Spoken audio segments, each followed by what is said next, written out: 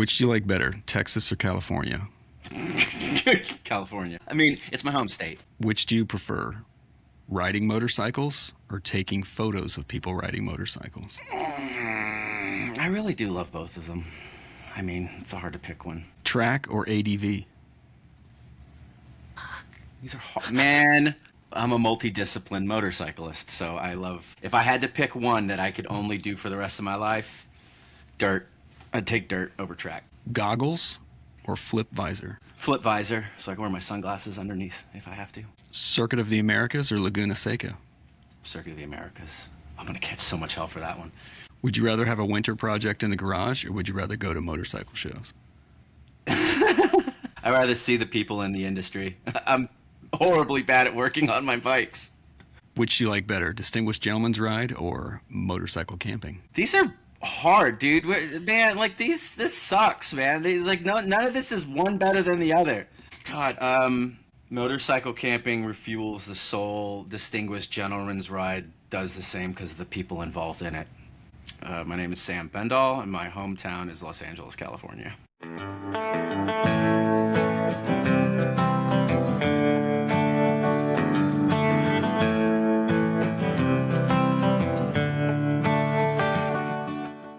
Snow's coming down again today, and way back in the day, that meant that we would just go to a motorcycle show in one of the big cities and take a look around, and they've kind of vanished from the world, haven't they? Welcome to Moto Adventure Unscripted, a weekly podcast about motorcycles, travel, outdoors, and adventure. Today we're talking with Sam Bendall, a marketing and brand director whose career bridges motorcycles, media, and live events to include specifically progressive international motorcycle shows. It gets a little spicy today, so maybe put some earmuffs on the kids, but we're going to unpack lots of stuff about what happened to the motorcycle shows. Is it possible to bring those back in the whole smash? As usual, we want to hear from you, the listeners. Hit us with email or leave a comment here on Spotify. Email at motoadvr@gmail.com. Also, if you're listening on Apple Podcasts, please leave us a review. If you really like what you're hearing, share the podcast with a friend. Wherever you're listening, grab your beverage of choice, turn it up, and we hope you enjoy the show.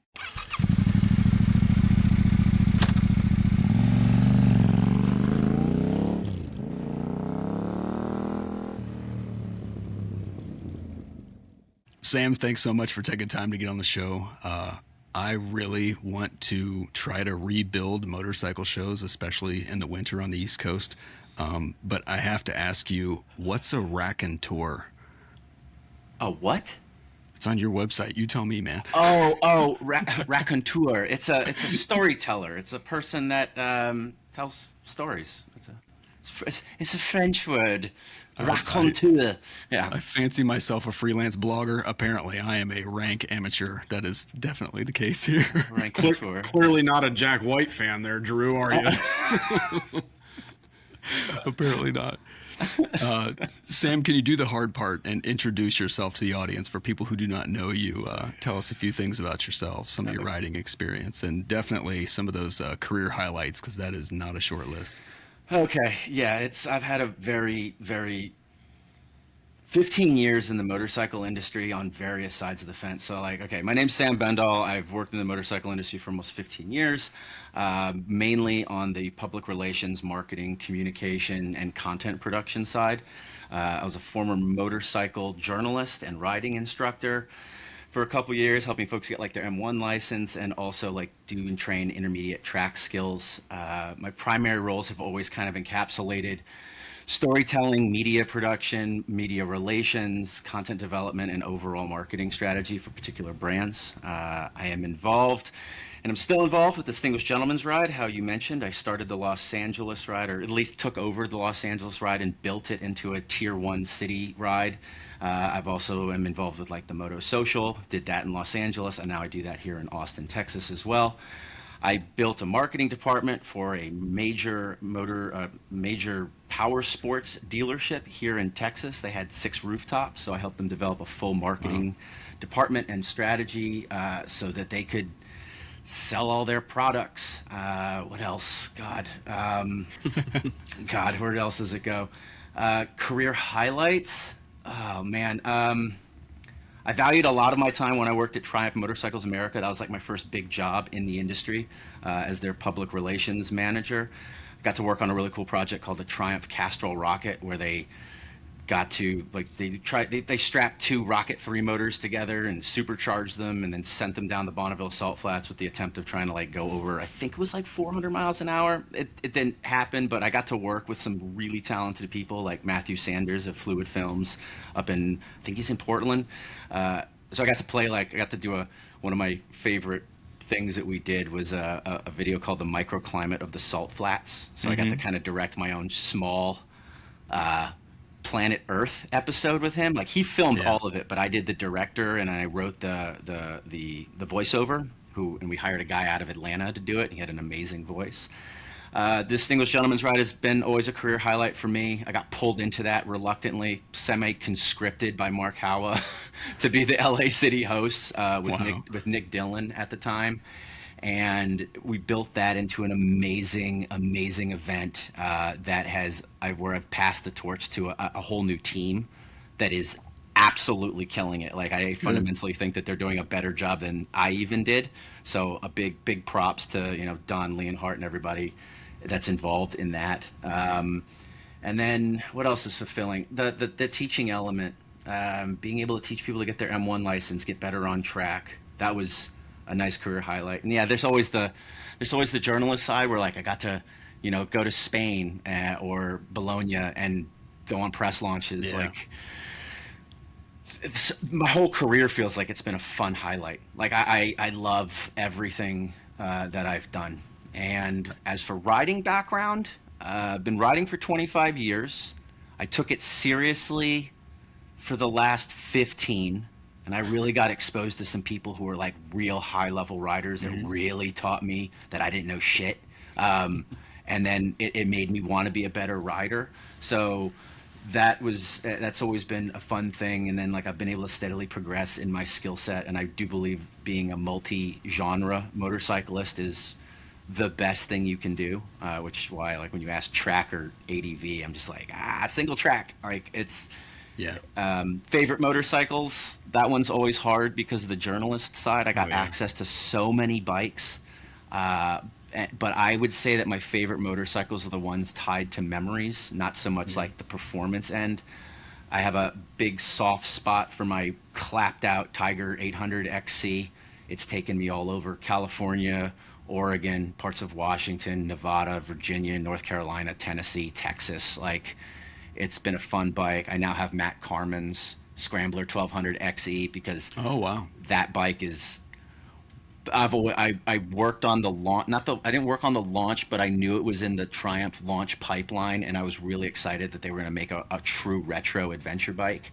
And then other bikes that I've always really loved or enjoyed when I was a journalist was like the 1290 Super Duke, the 1290 Super Adventure, Ducati Multistrada, the V4, the Pikes Peak. That's the bike I'd buy right now if I had the money. I have a Stark Varg, and that thing is bananas awesome. I love supermotos. So really anything with an engine and two wheels, man, like I don't care. Grip it and rip it. So there's a lot of common themes here. It seems that we have very overlapping tastes by the sound of it. I mean, I don't believe there's a bad modern motorcycle between the years of 2012 to almost now. I mean, they're all good. All of them are just so good. It's use case, right? So that's what I tell people. You're never on the wrong motorcycle. You just pick the wrong terrain. Yeah, exactly. And then if you're a good enough motorcyclist, you make it work. Like or a dumb enough motorcyclist. Believe me, I've done my track days on my street triple at Streets of Willow, and the only reason I didn't bin it completely into the desert was because of my ADV background. They're like, "Oh, bro, you're off-roading a street triple," and I was like, "Didn't mean to." That's funny stuff. So. We've lost most of our East Coast motorcycle shows, and Mark and I have been talking like, dude, we should do an episode on bringing those back. And I'm like, I think you and I would unfortunately not know what we're talking about because we would say, well, just spend money and just do this. And I'm like, you know what? We got to bring Sam on. He could kind of make it so that we don't get out in left field. So the first thing that comes to mind is like traditionally, what made motorcycle shows work in the past? Like how did OEMs and the show folks benefit from those shows? Because that's something has obviously changed. I mean, I think that the big thing that's changed is like, 10 years ago, it would have made sense. I think that the landscape and the demographics and just the proliferation of technology, the fact that, you and I are doing a podcast, the fact that we can get all of our information from screens and forms of media, and storytelling is becoming such a prevalent part of the marketing and advertising landscape, that like the physical motorcycle show it's not necessary anymore from a perspective of here is the new motorcycle, and here this is why you should buy it, right? Like, so, but there's a whole other element that's the thing I also struggle with when you send a lot of the pre-interview questions, is like these answers are really complex. Sure. Like there are a lot of variables that I considered when I was answering them, and I was kind of like getting my thoughts together on it. So This is why we wanted to have you on here, because I'm like, we're gonna skim over this at 30,000 feet, oversimplify it, and I don't think it's to the value of the listeners. I'm like, we have to get Sam on the show, so well, I can't think enough. I appreciate it. And for the listeners too, like another part of my career was for 3 or 4 years, I was the content director, manager, whatever. You wear multiple hats in the industry. Titles don't matter. They really don't. Like, it's what did you do? I'd say I was the content manager, director, podcast host, YouTube host for the Progressive International Motorcycle shows, right? The shows that went to convention centers, and then the pandemic hit, and hey, IMS Outdoors is now a thing. So it's like I've been on the event side, but like I was on the content marketing side, but I got to work with really, really talented people, and I asked a ton of questions, and I just also observed and watched how they organized and put those shows together. And it'll blow your mind, man. It'll blow your mind how much is involved in putting on those major events. So that's for the listeners. Again, more to my background and where and how I've worked in the industry. So if I recap that, to me, it sounds like you're saying 10 years ago, without technology, it was the only way to put a bike in front of people and answer all their questions and things like that. Did I understand that right? Yeah, and it was also still old school media, print, advertising, journalism, articles, right? But you've seen all of that dwindle, and I think that's the real rub. Like you've seen, like we even saw at Progressive at the international motorcycle shows, like, attendance was on the descent, and even with the publications, print was on the descent. It's like it was just the direction the world was going in. Interesting that one of the questions I had was like, how do you feel like things like YouTube, and I like to call them moto influencers, contributed or didn't contribute to the quote downfall of the motorcycle show? And you kind of answered it there, but I'm the kind of person that's like, well, did that cause this, or did this cause that? Do you know what I'm saying? You really feel more so that technology was a contributing factor to the motorcycle show's decline, not motorcycle shows started to decline, so the slack was made by the moto influencers, YouTube, that sort of thing. Am I reading you right on that? Yeah, I mean, to a degree, I think it's a confluence of all of those things. Yeah. It was, and like anything, how does the industry pivot? And the motorcycle industry, and I think most industries in general, this isn't just me shitting on the industry that I love so much, that, a lot of these major moves are not made quickly. And they're made in a very conservative way. It's turning a very large ship on a dime. It doesn't happen. The pandemic was the wild card that made everyone pivot. Like, I remember, I don't know if this answers your question, because we can go on some tangents here, but We have time. I love a we do good it this tangent, Sam. I'll give my perspective on it, right? So it was like when I interviewed with the Progressive International Motorcycle shows in 2018, right? That was right before I started. part of my interview was also asking them. I was like, the convention centers are cool. I was, how old? I was 30, whatever. I was younger than I am now by a good amount of years. As you get older, it's like a time dilation field. It's like, I remember asking in my interview, I was like, is there a plan to like take these events outside and do more like experiential events? Because I had always known IMS for the Long Beach show because I was in Southern California and we had demos and all that other stuff. So when you have like these East Coast shows that I got involved in, it was all in a convention center. There were no demo rides. It was like 5 feet of snow outside of Chicago when we did the Chicago show. And I was like, ugh, what is this? So even in my interview, they're like, it's something that's been discussed and blah, blah, blah. And I was like, okay, but we're just going to continue on with the status quo. I get that. Nobody wants to make big, crazy changes. Lo and behold, global pandemic hits, and like the leadership was just like, yeah, we're gonna go outside. And it lined up. That was another thing. There was a time element that happened. Like the IMS shows went in 2019, everybody remembers. So lockdown and the pandemic happened March of 2020, right? We all started hearing glimpses of that. I stockpiled my like cans and I got a bidet because toilet paper is overrated. California. Hey man, dude, I'm telling you, get a bidet. It'll change your life. You won't spend money on toilet paper either, dude. Like you save money, more money for motorcycles. This is it. So like right around our tour schedule ended in February.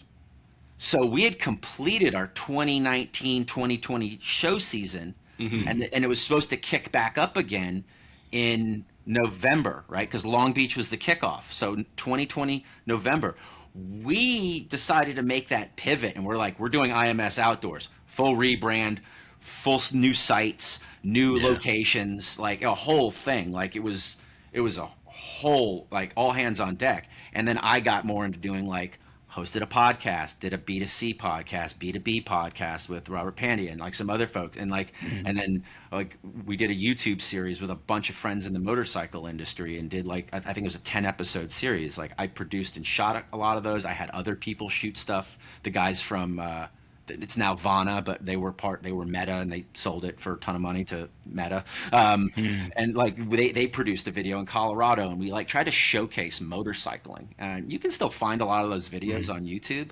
And like we made this huge pivot, right? And we didn't actually take the shows live until 2021. I think like it was like early mid 2021.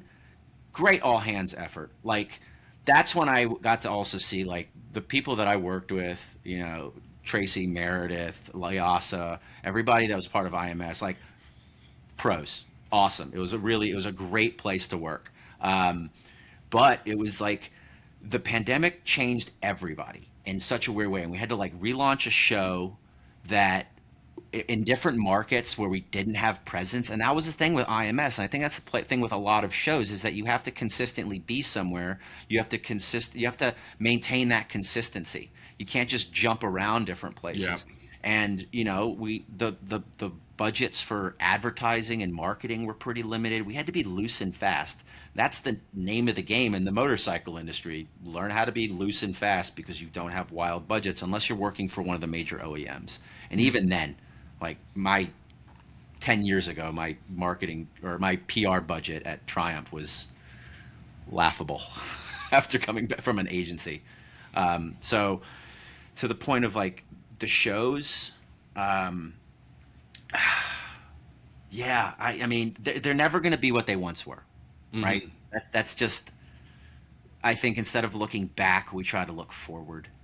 And I think that there are some brands and there's some places that are doing really great events. And you probably will know, and I will say that one of them is in the adventure space. And I bet you guys could guess which brand I think is doing it like probably the best. Is it successful? That's a different thing, right? Perceived success is different than actual monetary success. Yeah. So I assume you're talking about the KTM adventure rallies that they have.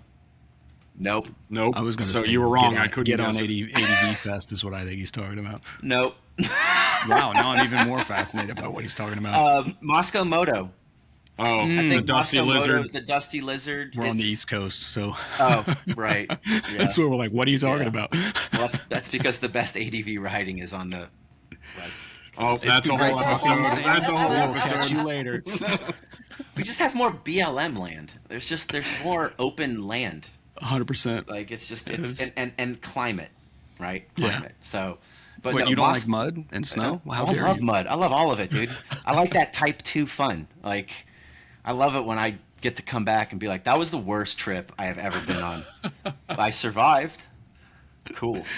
Less that I get older. I think Moscow Moto is doing a really great job with like the Dusty Lizard. I think ADV Fest put on by Revzilla and all that is also good. I don't think the attendance is maybe there or as successful. I could be wrong. It's just my perceived understanding of it. But again, I really my critical eye goes to perceived success versus actual monetary success. Those are two very different things. Yeah. For whatever it's worth, if anybody's listening, I would really like to see Revzilla do a East Coast event as well, because that's where their headquarters is. So they moved it to the middle of the nation, which is great. But I think that's part of the challenge, per your comment. Like, it's in a space where everybody has to travel to it. Everybody. Well, the cool thing is like an ADV Fest. This is also why I think the ADV stuff, like Moscow Moto's Dirty Lizard, Dusty Lizard, it's also a Dirty Lizard, whatever. That's the club I danced at in college. That's for sure. The Dusty Lizard and also ADV Fest. It's also, to me, in my mind, it's a weird parallel to make because they're two different genres, but it's the same style and type of rider. It's a funner rider than those that would do a pilgrimage to like Sturgis, right? Yeah. That's also why they held it at Sturgis, right? So it's like you can like give me an excuse to ride from wherever I am in the United States on my big heavy adventure bike to go hang out with other adventure motorcyclists and ride in the dirt on like groomed gravel roads and maybe some technical stuff and see some beautiful places. I mean, like that's a win. Yeah. Like so, and I think that the era of adventure motorcyclist, we've seen that over the last decade, right? It's like one of the highest growing segments of motorcycles. Not everybody wants. I mean, I can get a BMW GS or a Multistrada for under $33,000, but you want a really nice bagger, dude. Like it's right same price. Or if you want a CVO Road Glide, that thing's $40K starting, and then you're like, I gotta put a stage 3 kit in it. Like, and it's like, brother, right? And it's like, so it's. What kind of riding do you want to do? But I like the 80. That's the thing I love most about like the ADV scene and the bikes and just the people too. So it's like no, it's definitely it. It is probably impossible to unpack this topic in any sensical method. So I'm going to do my best to both try to stay on topic and to stay on the questions. However, I'm not asking you guys to do that stuff. So like, you picked the wrong it's guest. me apologizing. Yeah, I'm apologizing to the listeners here. He picked the wrong co-host, Sam. He's used to it. Yeah, it's totally fine. Okay. I'm just saying, like, hey, when I start asking these questions, and it sounds all goofy, so we've hinted around a lot of it, but ultimately, besides culture, and I assume a lot of it has to do with cost, what were the biggest obstacles to holding indoor motorcycle shows? Because I'm sure a lot of it ended for monetary reasons. So what are the things people don't understand? It does cost money to do them, right? It's like there's state regulation again content marketing side. Although I did work with everyone on the ops side, so I got to hear about all the stuff that they would tell me about how it's put on. But like convention center shows, right? Like unions, we had to deal with unions in New York. We had to deal with other unions in other areas in Chicago. Yeah, to like load in, load out, and then there's a lot of money involved. And I think at the end of the day, I think a lot of the times too with events, right? It's a really, really hard thing to calculate a return on investment on, right? It's almost like you got to be present in the space. You got to show up, and then there's earned media impressions you can get, which if you were to do paid media, if you got free media, like there are ways to like offset or justify particular costs. But in terms of like putting on the events, I mean, you know, when we do the Long Beach show, it's the OEMs are it, man. The OEMs are huge. You know, I remember Yamaha signed on for all of IMS outdoors. That was our pivot year to the outside space. And I remember one of the other brands, it was either Yamaha or it was like Kawasaki for the indoor ones pre-pandemic, right? They signed on for all shows. That's probably somewhere around the lines of like $50,000, $80,000 per show. Not per show. I don't want to be someone's gonna be like, that's not the amount, but it was like, Yeah, it's a like, lot. but it's a lot of money, right? Like, and like, you know, we have That to was live. their entry fee, right? That's what you're saying, is they had big entry fees just to show up. They had Oh to yeah, pay but they to go also to the had show. massive floor plans, right? Right, So they took yeah. up a lot of space, but they also got a lot back in terms of, it's like when you get a sponsorship for an event, right? Like when we go Small Potatoes, when I do Distinguished Gentleman's Ride, city sponsorship fee for being on our banner and doing all the other things and social media activations and blah blah blah blah blah blah blah. $1,500, right? $2,000. So it's like, but like scale that up to like a real world event where there's like insurance involved. You got to pay people and contractors and unions, and it's like, it just becomes expensive. And how do you recoup those costs? Attendance, right? Attendance. I don't think concessions or anything inside of the convention center. That's a profit for them, not a profit Yeah. for us. Yeah. So a real good understanding of that would be somebody on the accounting and business side that would be willing to talk to you guys. But like, that was the thing. Like, I remember one year we did IMS and it was not as profitable. We went through like a buyout from UBS to Informa, and IMS outdoors was not profitable either. That's why it got axed. I mean, I left right before that happened, but like, if it was profitable, they wouldn't have gotten rid of it. Like, Yeah. that's just the nature of it. Like, why isn't this happening anymore? It's because, and it wasn't because of poor management or bad decision making. Like, again, I commend my entire IMS team that I worked with. Like, true professionals, real smart, really smart on the money side. And it's just like, I don't think that the industry was in a place where it could really support it anymore. It ran its course, so to speak. So to break that down, because I think that's what people miss, right? So you have to rent a space in the convention center. So the organization rents that. And then they charge rent to the vendors that show up. And the more floor space they want, the higher that rent is.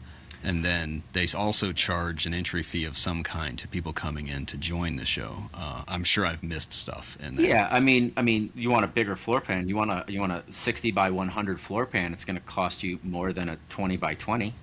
Yeah. Right? It's like, and then like also, how much more involvement do you want in terms of brand sponsorship? You know, do you want to be involved in like Progressive? Progressive had a huge floor plan. Progressive was the title sponsor.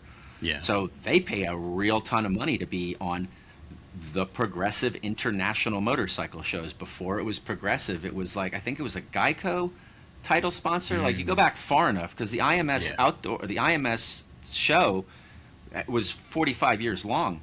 That's Yep. longer than I've been alive, man. Like, I came in on the tail end, like chapter 9 out of a 10 chapter book. Like, so it had been going on for a minute. But yeah, I mean, it's business, man. It's business.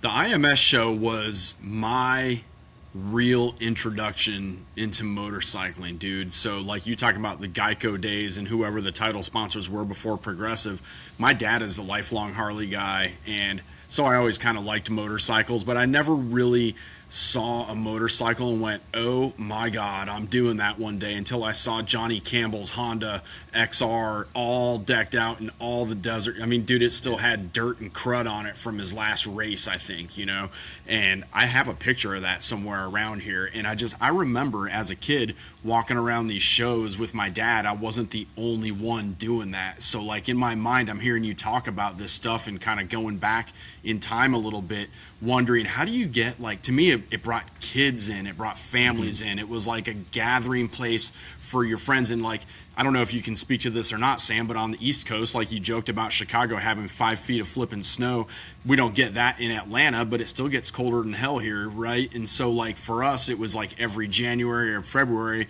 there's nothing else to do. So everybody, let's converge, you know, in Atlanta and just hang out and, you know, walk around and maybe buy some trinkets and stuff like that. And, you know, I would love to see it get back to that kind of space, but I went on a little bit of a tangent there, but that's where my head is with it, you know? No, but like I agree with you on that, because like that was what I got to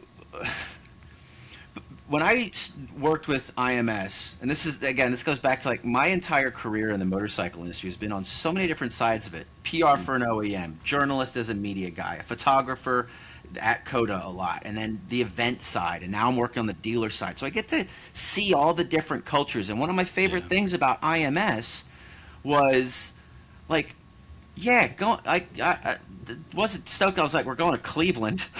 Right. Like, but like, Nobody ever is. yeah, I love how you guys are dogging on every IMS show I've ever been to. like It's cool. but like the people and the culture, and yeah, man, like I love, like, I'm spoiled. Like I freely admit it. I'm a Southern California motorcyclist. I'm spoiled. Southern California's got the best riding. It's Mecca. You can ride all year round. It rains, boo-hoo, go ride. You can avoid the snow, stay on the coast, right? But like you guys on the East Coast, you have seasonal riding. So there is an appreciation and love, like the love of the game, man, is still, it doesn't stop.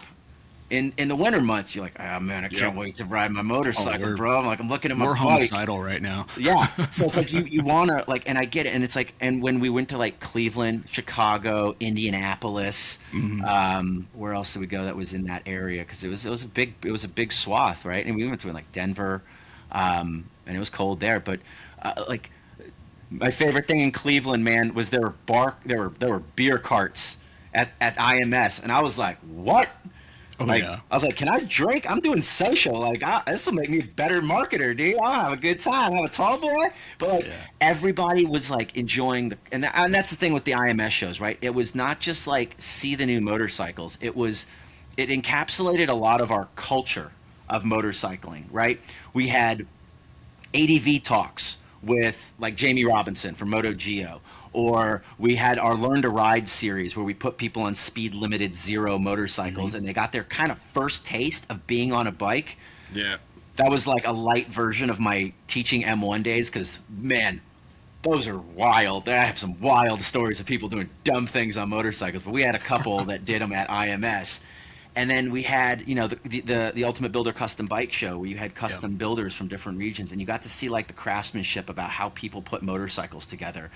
And then, of course, you had the motorcycles, right? You had like the bikes that you could buy next year. And that's where, like, I feel that that traditional motorcycle show still has legs, right? Yeah. Like Mama Tried is in the winter, right? It's up in Indy, right? And like, or Minnesota, somewhere around there. I don't know where it is, but I do think it just happened. Winter time. I wanted to say Milwaukee, but we're all ruining it, I'm sure. So it's all send in the- hate mail to It's all in the moto80yard@gmail.com. cold spaces. And like, I like as much as I'd like to say I've been to a ton of shows, I have not been to a Mama Tried show.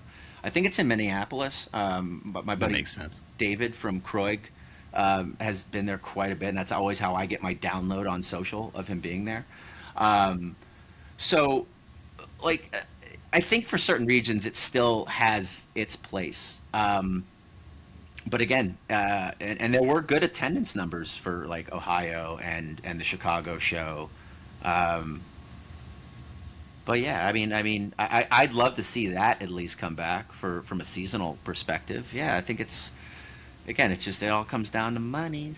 Like, that's it, man. It's just the money. No, I think that's the case, and I think we'll keep revisiting that to some degree. Way back when, and you may have answered this as well, what I noticed first when things were starting to kind of wind down, you know, Triumph stopped showing up to Cleveland.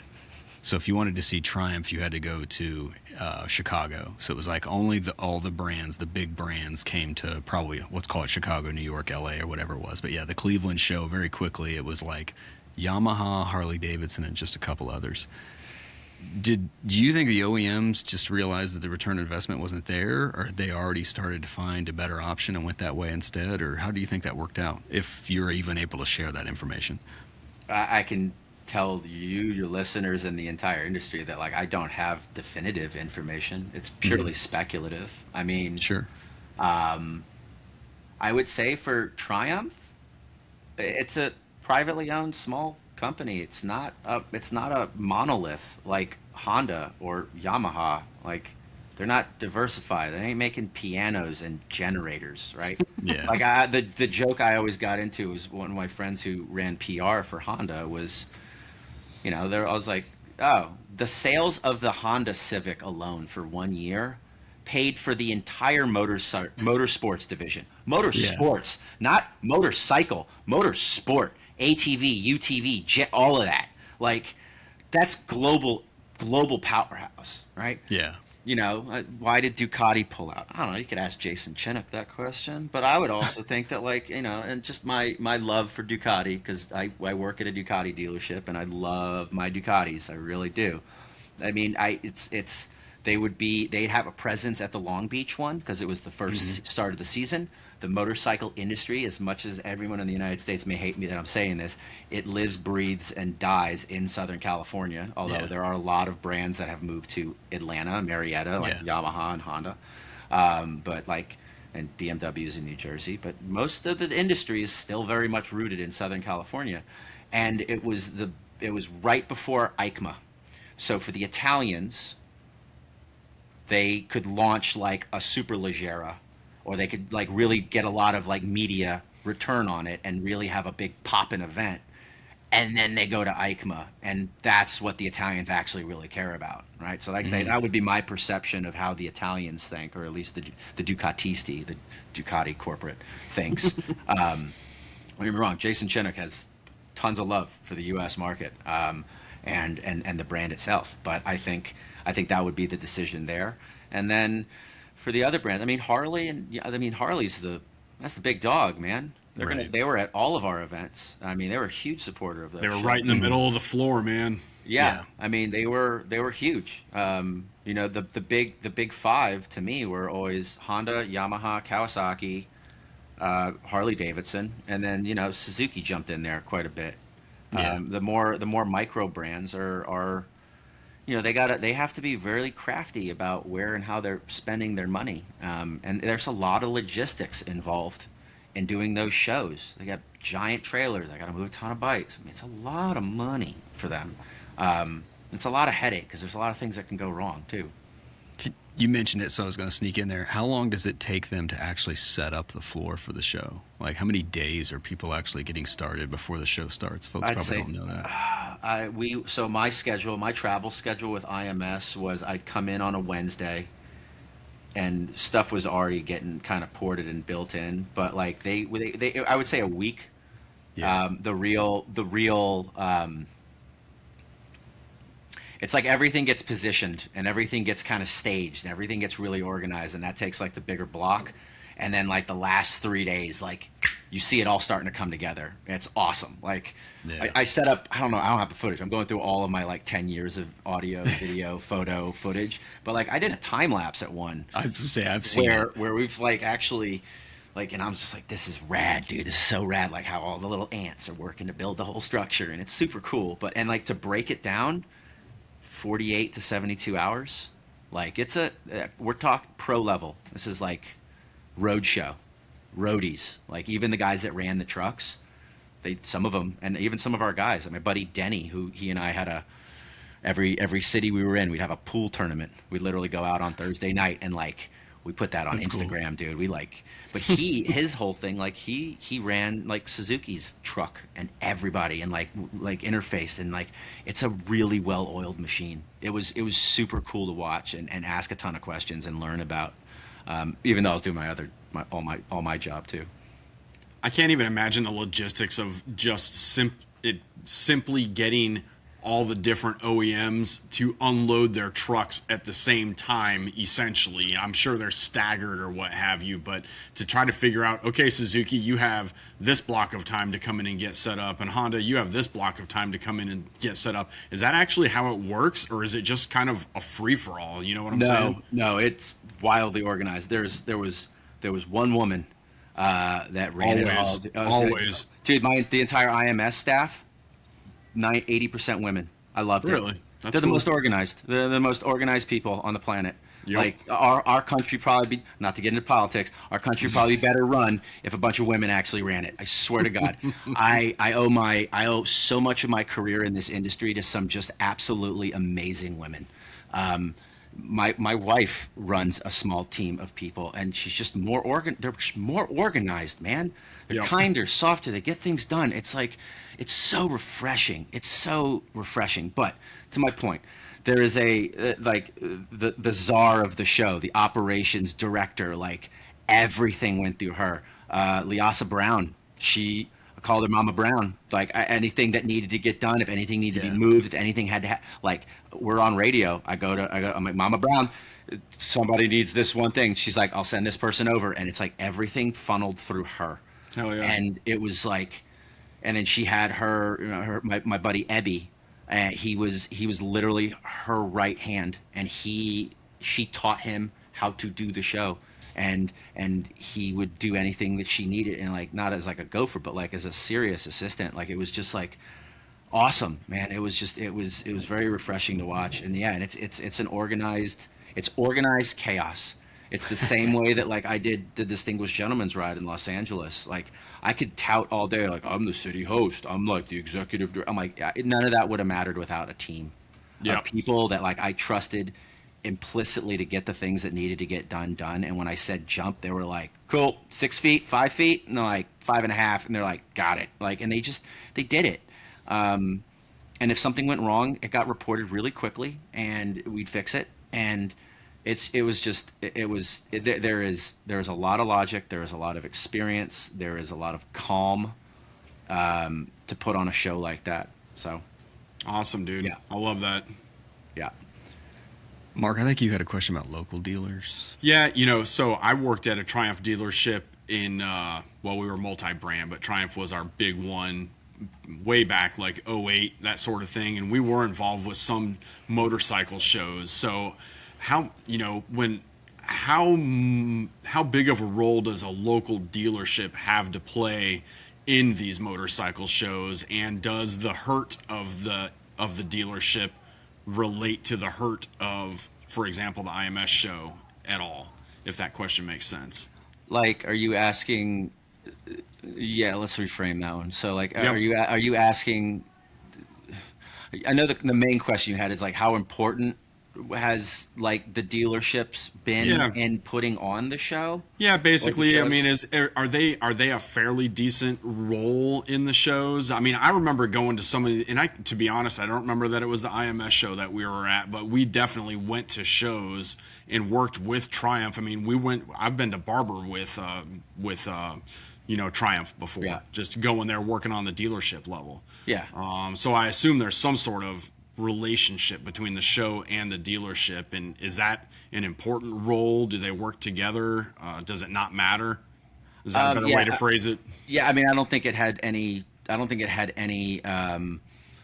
ripple effect in terms of like the show's not happening anymore. Yeah. I think that and again, I'm speaking from a perspective of like my understanding of the industry from 2018 to like current. Yeah. Because the block of my time in this industry has been the last 10 to 15 years in different respects, but mainly on the event side. I've actually kept an eye on a lot of things, and also working at the dealer level too now.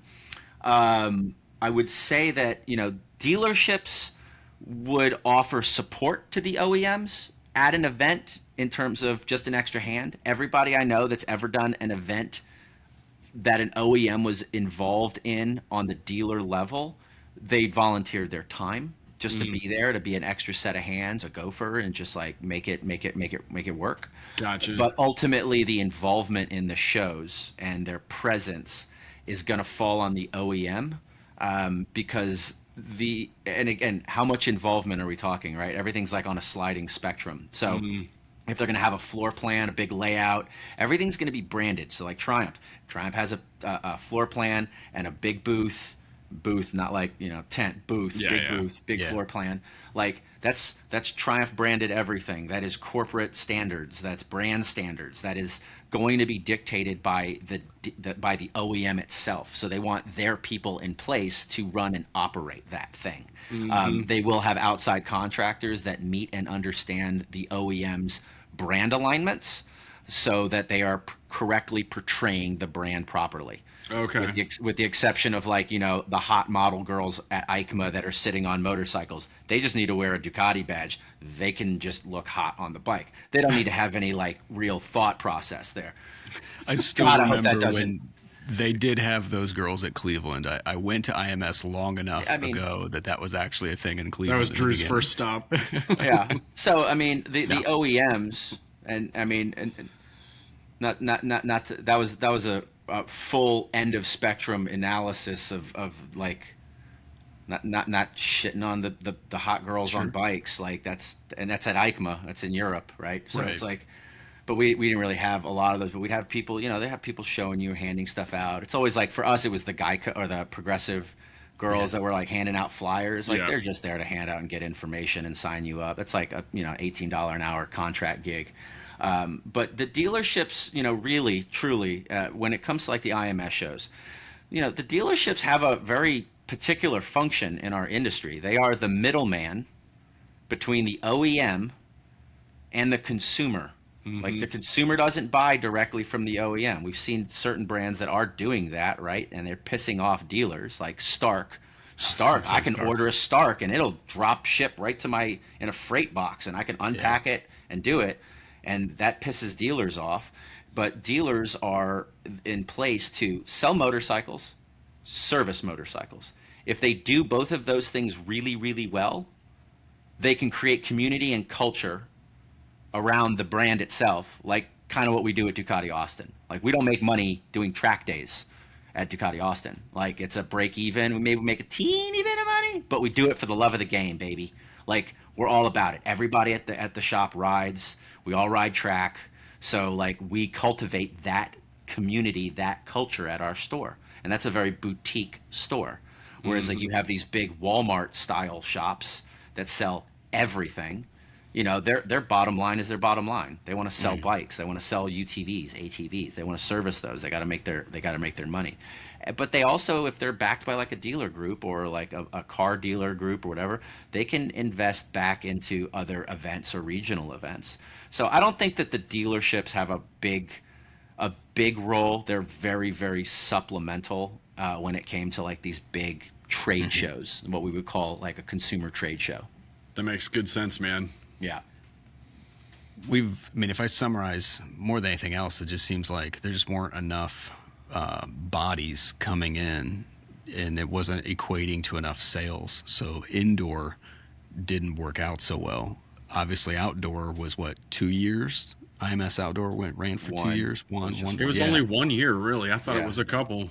Wow. No, it was 2021 to 2020, right up to about 2022, because I moved to Austin at the beginning of 2022. And so what? Yeah. More of the same. Like, the obstacles changed. Folks didn't want to stick with the investment. Like, what happened? Why outdoor just didn't take off? Complex answer, right? Or at least what I would ascertain, or at least not ascertain is the wrong word. It's through the prism of Sam's eye. Through the prism of my eye, and like, I'm happy to be corrected on this by anybody. Like, I'm not going to die on this hill. The pandemic fucked everything up. We all know it. Like, it fucked everything up. It was a beautiful pivot. And I think that the real thing, to me, the real issue why IMS Outdoors didn't succeed to the likings of its corporate overlords, right? Because it was its own little thing, but it's a subsidiary of a big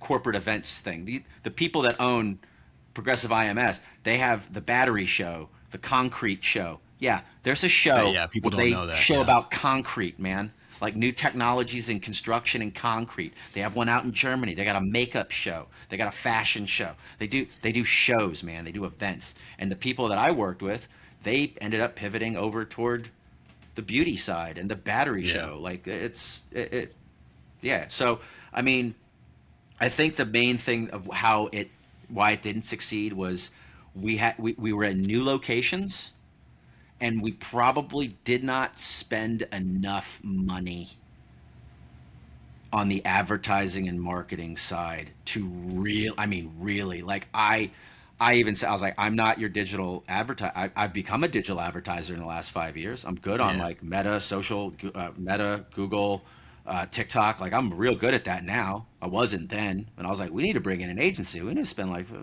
$40,000 a month. We need to up our ad game. Like Yeah. we need to be on radio, drive time, like, and we had a PR team that was doing a really good job, but I think it needed to be on steroids because we were in entirely new markets. We probably didn't have the contact lists necessary to get into those places. And like that would be my only like look back criticism. And I was part of that. I was just like, dude, this is gonna be hard. Like, are we gonna be able to do this? So I think that was that because the show itself was fundamentally the same. It was just outside, and there were demo rides Yeah. at every stop, and all of our activations were the same. However, this goes back to your point too about like it was nice to have an IMS in the winter when everybody couldn't ride their bikes. So we had it during times when maybe people had already bought a motorcycle or they were on a trip somewhere else and they were riding their motorcycles. I mean, I remember I think it was Chicago. It was outside of Chicago. It was at a pumpkin patch. That was one of my favorites. We had like, we had a Kawasaki Terex activation where you could like rip a UTV like their KX. That'd be awesome. Yeah. You could go. We had a cornfield course. We ripping, and the Atlanta show was dope. I got into a little trouble at the Atlanta show, but like awesome activations, really kind of fun, and like better than any demo you could do, like at a dealership, right? Or if you can do demos at dealerships, we can do them at Ducati Austin because we have our own demo fleet, which is super cool. Yeah. But It's yeah, sporadic around it was here. Yeah. I think there was just too much change happening at that time, and it sadly it fell a little bit victim to itself. Like and I wanted nothing more than to see the continued success of IMS. And like yourself, Mark, like I met everybody that I know when I got into this industry because of like AIM Expo in Orlando once. I got sent there by Mark Cook from Motorcyclist Magazine to cover that. And that's when I got to meet everybody in the industry. And then like when I was at Long Beach, I got to see everybody. I was like, oh, okay, you're part of this company, you're part of that company. And that's also the importance. It serves an industry function really well, and then it also serves the consumer side. Is like I'm shopping for a bike, I can go to one place, I can kind of get drunk, I can see all the fucking bikes, and I don't have to worry about them tipping over because they're on locked wheel chocks. It's a great day. That's how Ohio was. So Yeah, that's 100% Cleveland. 100% that. 'cause I how went to Indianapolis was too, and Minnesota. It was awesome. So yeah, I would love to talk some more about the separation of consumer and industry part of the shows, but I do have to go back to what you said about the Atlanta show because that was maybe the first year of the Harley Davidson Pan America, or it was like really brand new. Yeah. Yep. And we took a 45-minute unguided demo ride at that show on Pan Americas. For 45 minutes, they just let me and my buddy, they were like, here's the loop, and off we went. And like, Yeah. it was fun. We came back. It was a little weird because it was at the Atlanta Motor Speedway, I think, which is south of Atlanta. and it wasn't like in Atlanta where everybody was kind of used to it being. So it was to your point, Sam, a little bit of an unknown location to a lot of people. I mean, for me to go to the south side of Atlanta, that's a huge time commitment, you know. Yeah, it was out in Conyers. Yeah, that's right. Yeah. Yep. It's a haul. I mean, That was actually something I wanted to tie in so before we switch topics to the insider stuff, because I do want to hear about that. But what led to the decision of the locations? Oh, Or do you even know? I mean, yeah, because I talked to Liasa quite a bit about all that, and it was just, I mean, so much. I mean, it was affordability, it was Yeah. access, right? Truck trailers, all that stuff. Um, Location, right? People are flying in from OEMs, like proximity to airports. There's a whole roadmap of decisions that they had to make, and then it's timing, right? Yeah. It's event timing with these venues that, that's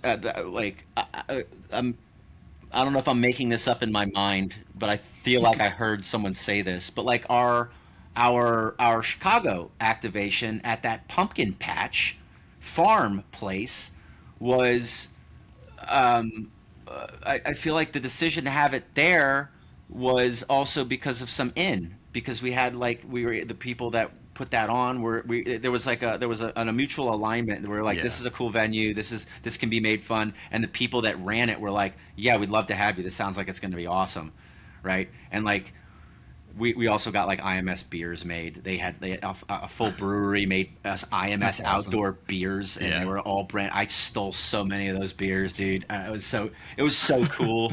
It was such basically, a if you cool want to event. get Sam to your event, just offer some beer is basically what I'm getting here. Yeah, dude. Beer and I'm bringing- motorcycles. Motorcycle first, then beer at night. So Warped Wing to Red River Scramble this year. There That's you how go. I'm going to get Sam I across had the also country. never been part of a team that drank more in my life. Like, not only did the IMS team, like, were they so good at their jobs, but man, did they know how to party.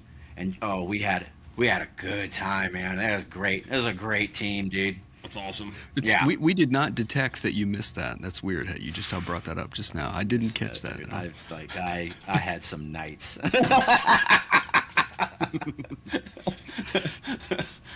Yeah, I think to your point, yeah, folks don't realize that you guys made that decision on a short time frame, and then you had to shoehorn that event into spaces that hadn't had it before. Yeah, no, Yeah, and it was, I lot mean, to juggle there. and if you looked at it from the outside looking in, you would have had no idea that there were any problems. Like they are masters of event planning. That entire group. When they decided awesome. to stop doing those outdoor shows or the IMS in general, I mean, what'd they do? I mean, you may not even be able to answer this. I don't know. Was it like at the end of the show season, they're like, well, we're done with this? Or did everybody kind of have a general feeling that this was coming to an end? Or was it like 2 days before Christmas they told you to get out of the office? I mean, how does that work with something on this scale? I mean, I left before the last show of the IMS tour. That's right. You said that. Long Beach was, but I went to the Long Beach show because I was talking to a couple folks in the industry, and it was my backyard. I mean, the Long Beach show had good attendance and good strength. I think that at the end of the day, like, they did the event, and it wasn't just like, oh, you guys, it's over. You're all fired. Go away. It wasn't that. It was like they did an analysis of the entire event and all the attendance and all the money, and they took it to a much higher level on the executive team. Yeah. It wasn't. My speculation is that it wasn't profitable enough to keep it going, and that's it. And to me, it didn't come as a shock, because I had been I've been at the shows for 3 seasons. Yeah. I was like, there's a lot of people here, but I would always hear a ton of other people always like, there used to be so many more people. There used to be so many more OEMs. Like, these shows fucking suck because there's no OEMs. Nobody's here no more. Like, I'd hear that in New York, so and I would accurate. like just fucking kill myself. Like, I lived in New York for a long time, and the New York show at the Javits Center, like, That was the one time that was the last time I was back in New York City, and I couldn't wait to get out of New York because I wanted to just kill every single person like that I talked to, because they're just like Allegedly. they're all allegedly, yeah. Like a New Yorker, New Yorkers want to kill everybody. They're all hard, like they were just miserable, and I was like, God, man, like it's still a good show. It's awesome. Like it's still fun. Like why are y'all so miserable? And I'm like, so, but it was yeah, it was like there was always that. I mean, sometimes things run too long, dude. Like, like Lost went for too many seasons. No doubt. Like Grey's Yeah. Anatomy just kept on going and going Dexter. and going. Yeah, it's like, dude, Dexter, let the girlfriend go or get straight, man. Are we seven really going to play seasons. this game? Yeah, 7 seasons. That's it. That's the longest the show needs to go. Is everything after that. But it was like, I think, and times changed and everything shifted, and it was just that was it, man. It was like. And like when I got news, when I heard on like through social and online and on LinkedIn that all the people I worked with, they're like, we're not doing IMS anymore. IMS is shutting down. I was like, man, that's a fucking bummer. But like, okay, like I knew it was happening. I had an idea in my head, Yep. So Good answer. yeah. Mark, I cut you off about insider stuff. Did you want to do that? I don't know what you mean by insider stuff. I'm sorry. I think you wanted to talk about the inside, like industry side versus the customer side. Well, yeah, I mean, I guess so. We're all familiar with AIM Expo, right? Like that's kind of the one that's in my head. It's been in several different cities. It was in Ohio. What was it in Cleveland? It was in Columbus, man. Columbus, Yeah, that's right. It was in people loved Columbus. it keeps changing, right? Yeah, it goes from Yeah. place to place, and I mean, dude, me and like half a dozen buddies, we rode one year from Atlanta to Columbus and hit like 7 states we made it like a ride for like a long weekend, and we went up there and checked it out, had a good time. It was fun. The following year, like no more outsiders, industry only. And so the show still goes on, but for whatever reason, the consumer is left out, and that's the way that show has been. Now, I don't want you to speak for AIM Expo. I know you're not tied to AIM Expo, but Yeah. in your professional opinion, sir, what's the deal with that, man? Well, they're structured differently. They're two different shows, and I understand where you're coming from. Because like I went to the first AIM Expo in Orlando, Yeah, right, yeah. where it was like a hybrid industry. They had industry days, and then they had like consumer days. Because Exactly. They also had demo rides, and they had like it was like an IMS hybrid of sorts. Right. And then like they did like Las Vegas, where they actually had a consumer day, and then they had the Ohio one that was a consumer, and like so it's been going on for I think 10 years too. Like it's been Yeah, consistent and right, ongoing. This last one in Anaheim, I don't know if it had a consumer day. I know was that the gonna last go. couple years did not have consumer days. In Okay. Vegas, they didn't. Heck, I think in Ohio they did, and then they didn't. In Vegas, they didn't, and I don't even know where they are now. I just know that Okay. I'm beating a drum going, let's get consumer days back. Let's get consumer days back.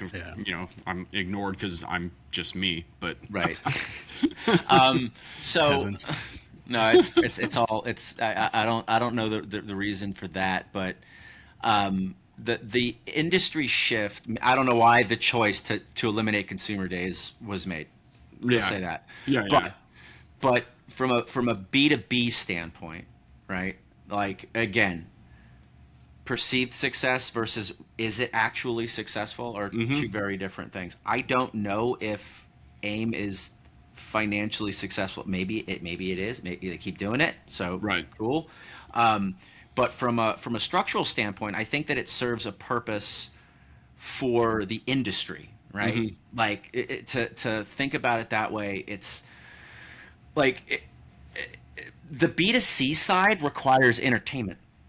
Yeah. Entertainment elements, right? That's how it's like, demo rides. That's a whole other thing. There were no demo rides, I don't think, at AIM Expo. There weren't Right. this year, right?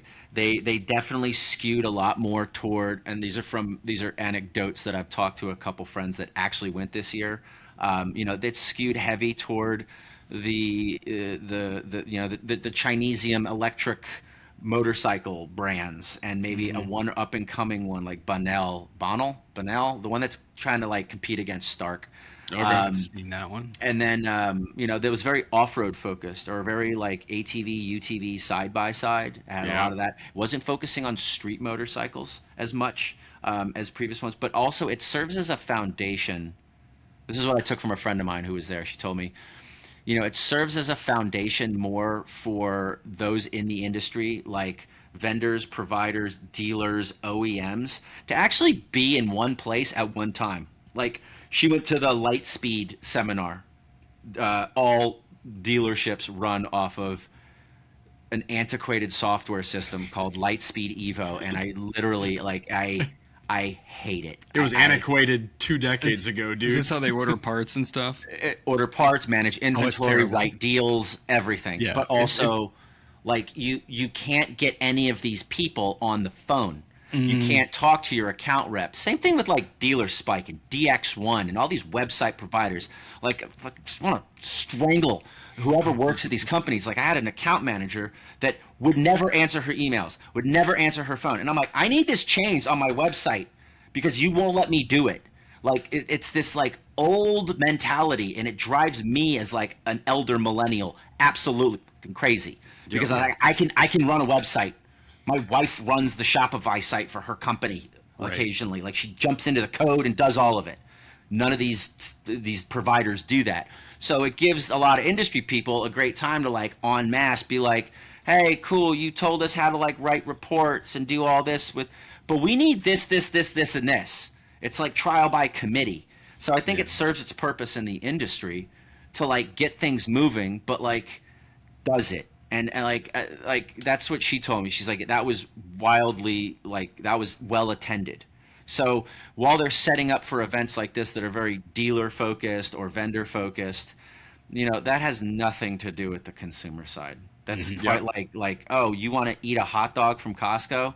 Let me show you how we make the hot dog from Costco over here. Like, dude, nobody I don't want to know that. Just give me the hot dog for $1.50 with a nice drink.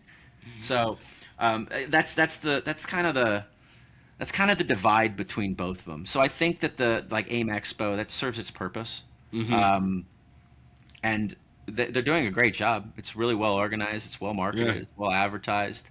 I would talk to Cinnamon Kearns and ask her, like, you guys, why not bring back a consumer day? What's the deal with that? So. Interesting outtake. I guess I'm weird because I do want to see how the hot dog is made, and I always have. So I'm like, I miss seeing how that hot dog is made, dude. I want to see that wiener, There goes the podcast. Drew's the podcast off the rails. Drew's trying to figure out how to edit that right now. I can tell you, man. Like I can tell you're like in bed at 2 a.m. doom scrolling social, and you're just like, ooh, how it's made from 100%. Discovery Channel. Like I'm gonna dive into this one. All the way, dude. All the way. I mean, that's the thing. I wanted to point out to the listeners, like, listen to the frustration in Sam's voice, because that's the thing. Is for everything that consumers hate about the dealer experience, they're beholden to this crappy corporate organization that has forced all of these things upon them that make the buying experience way more painful than it needs to be. And they don't want the consumer to see how the sausage is made, because they'd be like, that's dumb. I have apps on my phone that are faster than that. Why are we doing this? But I also have a very good take after being in the dealer network for a while about like how consumers should just approach dealers at this point. Like it's not hard. Dude, I would say let's hear that. I don't care if we're changing subjects or not. Like, listen, okay. This I had this perception and thought when I was younger, and then I worked more in the industry. I was like, oh, this is how it works. This is what's going on. Cool.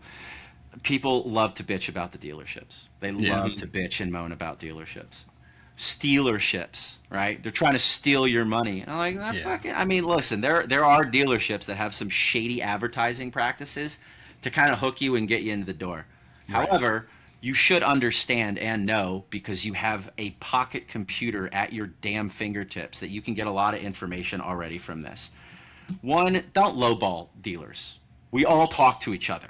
Like, you come to Ducati Austin to buy a Ducati, they're like, oh, well, I went to Nash up at AMS Dallas, and he'll give it to me for this. And I'll be like, cool, show me the buyer's order. We'll call AMS and be like, did you offer that Panigale for like $3,000 under them? They're like, no. And I'm like, okay, like, stop lying like we don't know what we're doing or where we're at. Okay, there's the This MS. is not Marketplace. No, this isn't. Oh God, ooh, Facebook Marketplace. That's chapter 2. That's chapter 2. Let's get through chapter 1 first. So first off, there's the MSRP on a new motorcycle of current model year. Ducati Panigale V2S, V2S is 18,995. V2 is 15,995. That's MSRP. Ask for freight, dealer prep, because we got guys that have to pull them out of a box, make them in the Texas heat, go ride them, and make sure that they're safe to sell to your dumbass. Okay? Like, I love people, but like, there are some dummies that are buying motorcycles. Like, they need to be fed. We need to pay them. Okay? We need them to. We have a business to run. Okay? Dealer prep, freight, all of that stuff is pretty, like, the OEMs provide it. Like, we know what the freight fee is. Why do we gotta pay freight? I'm like, because it's coming from Italy, dude. This isn't Amazon.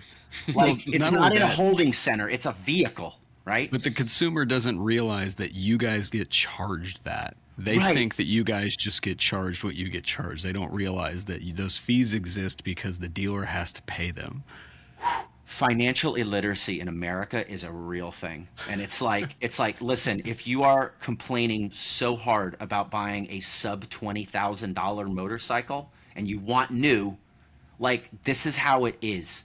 Otherwise, go enjoy Facebook Marketplace and go buy a $6,000 motorcycle, but you better know what you're looking for. Dealer prep, freight, tax, title, and license. Tax, title, and license are always the same no matter what dealership. If it's a rare... Yeah, and it's state mandated, right? And if it's a motorcycle is been on the floor for a long time, that's when we're going to cut you a deal because we want to get it away. We want it to go away, right? That's like none of this knowledge is new. You can go on YouTube and you can find used car salesmen that say the same thing. Same thing works in the motorcycle world. The problem also on the dealer side, and this goes for every single dealership, especially motorcycles. Our margins are thin on bikes. We don't make a lot of money selling the bikes. It's not like a Toyota Camry where there's a 35% margin, where you're making a fat little commission on selling a Camry LE to some family. It's a Panigale, and I'm not going to get into dealer margins because I don't think I'm supposed to reveal what that info is. I'll get a call tomorrow before the podcast even comes out. It was great having you on the podcast, Sam. I'm sorry we can't awesome you were working in the industry, dude. But like, the margins are thin, and like, we can discount certain things at certain points, but like, the price is really a lot of the times the price, man. Like, especially if you want a new bike, and like, we do our best to, as a dealership. Not all dealerships are like this. A lot of dealerships just sees you a turnkey and like want to sell you something when you get you out. We're gonna slap you with a bunch of stuff, back end, blah blah blah blah blah. I think a lot of it's based on culture and making you enjoy the experience, right? That's why I bought the little sports car that I bought from Subaru instead of Toyota this year, because I had a good experience at the dealership and they still gave me a little bit of a deal, right? Like, I wasn't gun shy about like, I'm spending this money, but like, you get these people too that are like, I could save $500 if I drive from Houston to Dallas. And you're like, go ahead. Like, spend $800 going up there and back. You spent more money. So, like, that's the thing about dealerships, right? That's the thing that, like, I've learned about working at the dealer level that I wish more consumers understood. That, like, listen, you pay a premium for the newest, best thing. Yeah. It's how it always works. Is this a brand new iPhone? No. Do I buy the newest iPhone? No. Right. Like, so yeah. I don't know why we got onto dealerships there, but you gotta have the brand new KTM 390 Adventure R. You're gonna pay freight and tariff fees. That's just what happens because you had to have it now. I think to your point, the other thing people miss out on is a lot of dealers don't show the price and all that stuff. No, and so people. You're right. They should have that information. However, they feel hustled when they show up because they just looked on the manufacturer website and said, it just said it was 12 grand. Why are you telling me it's 16 grand? Yeah. So here's the trick I tell everybody that is like, we have our price lists of what the bikes actually are, MSRP, tax, title, freight, license, all that stuff.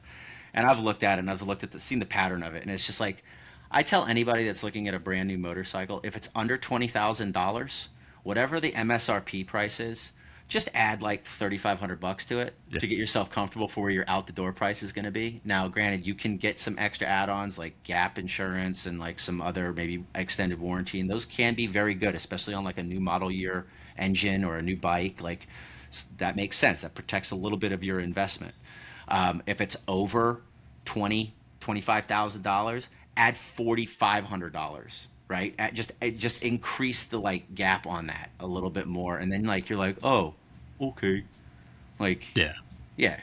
So I really again, think it comes down to relationships, right? Like what you're telling me about your Ducati dealership is you guys are doing track days, you're forming relationships, a community. Nowadays, man, a lot of these dealerships are getting bought out by, you said it briefly earlier, car dealerships own the Yeah. motorcycle dealerships. Dude, when you go into a motorcycle dealership as a potential buyer and it's like buying a freaking car, dude, I don't know a man alive that enjoys going to buy a car. Motorcycles are supposed to be fun, and the moment you make it suck and feel like you're buying a car, I'm out, dude, you know? And so when you find a good dealership that's actually trying to have that relationship, build a community, you know, hey man, I'm going to see you back here in another 5 years for your next bike or whatever it is. Like that's what I'm looking for. You know, I don't want to be treated like I own my own business too. I don't treat my customers like a number. I know all 350 of them on a first name basis. You know what I mean?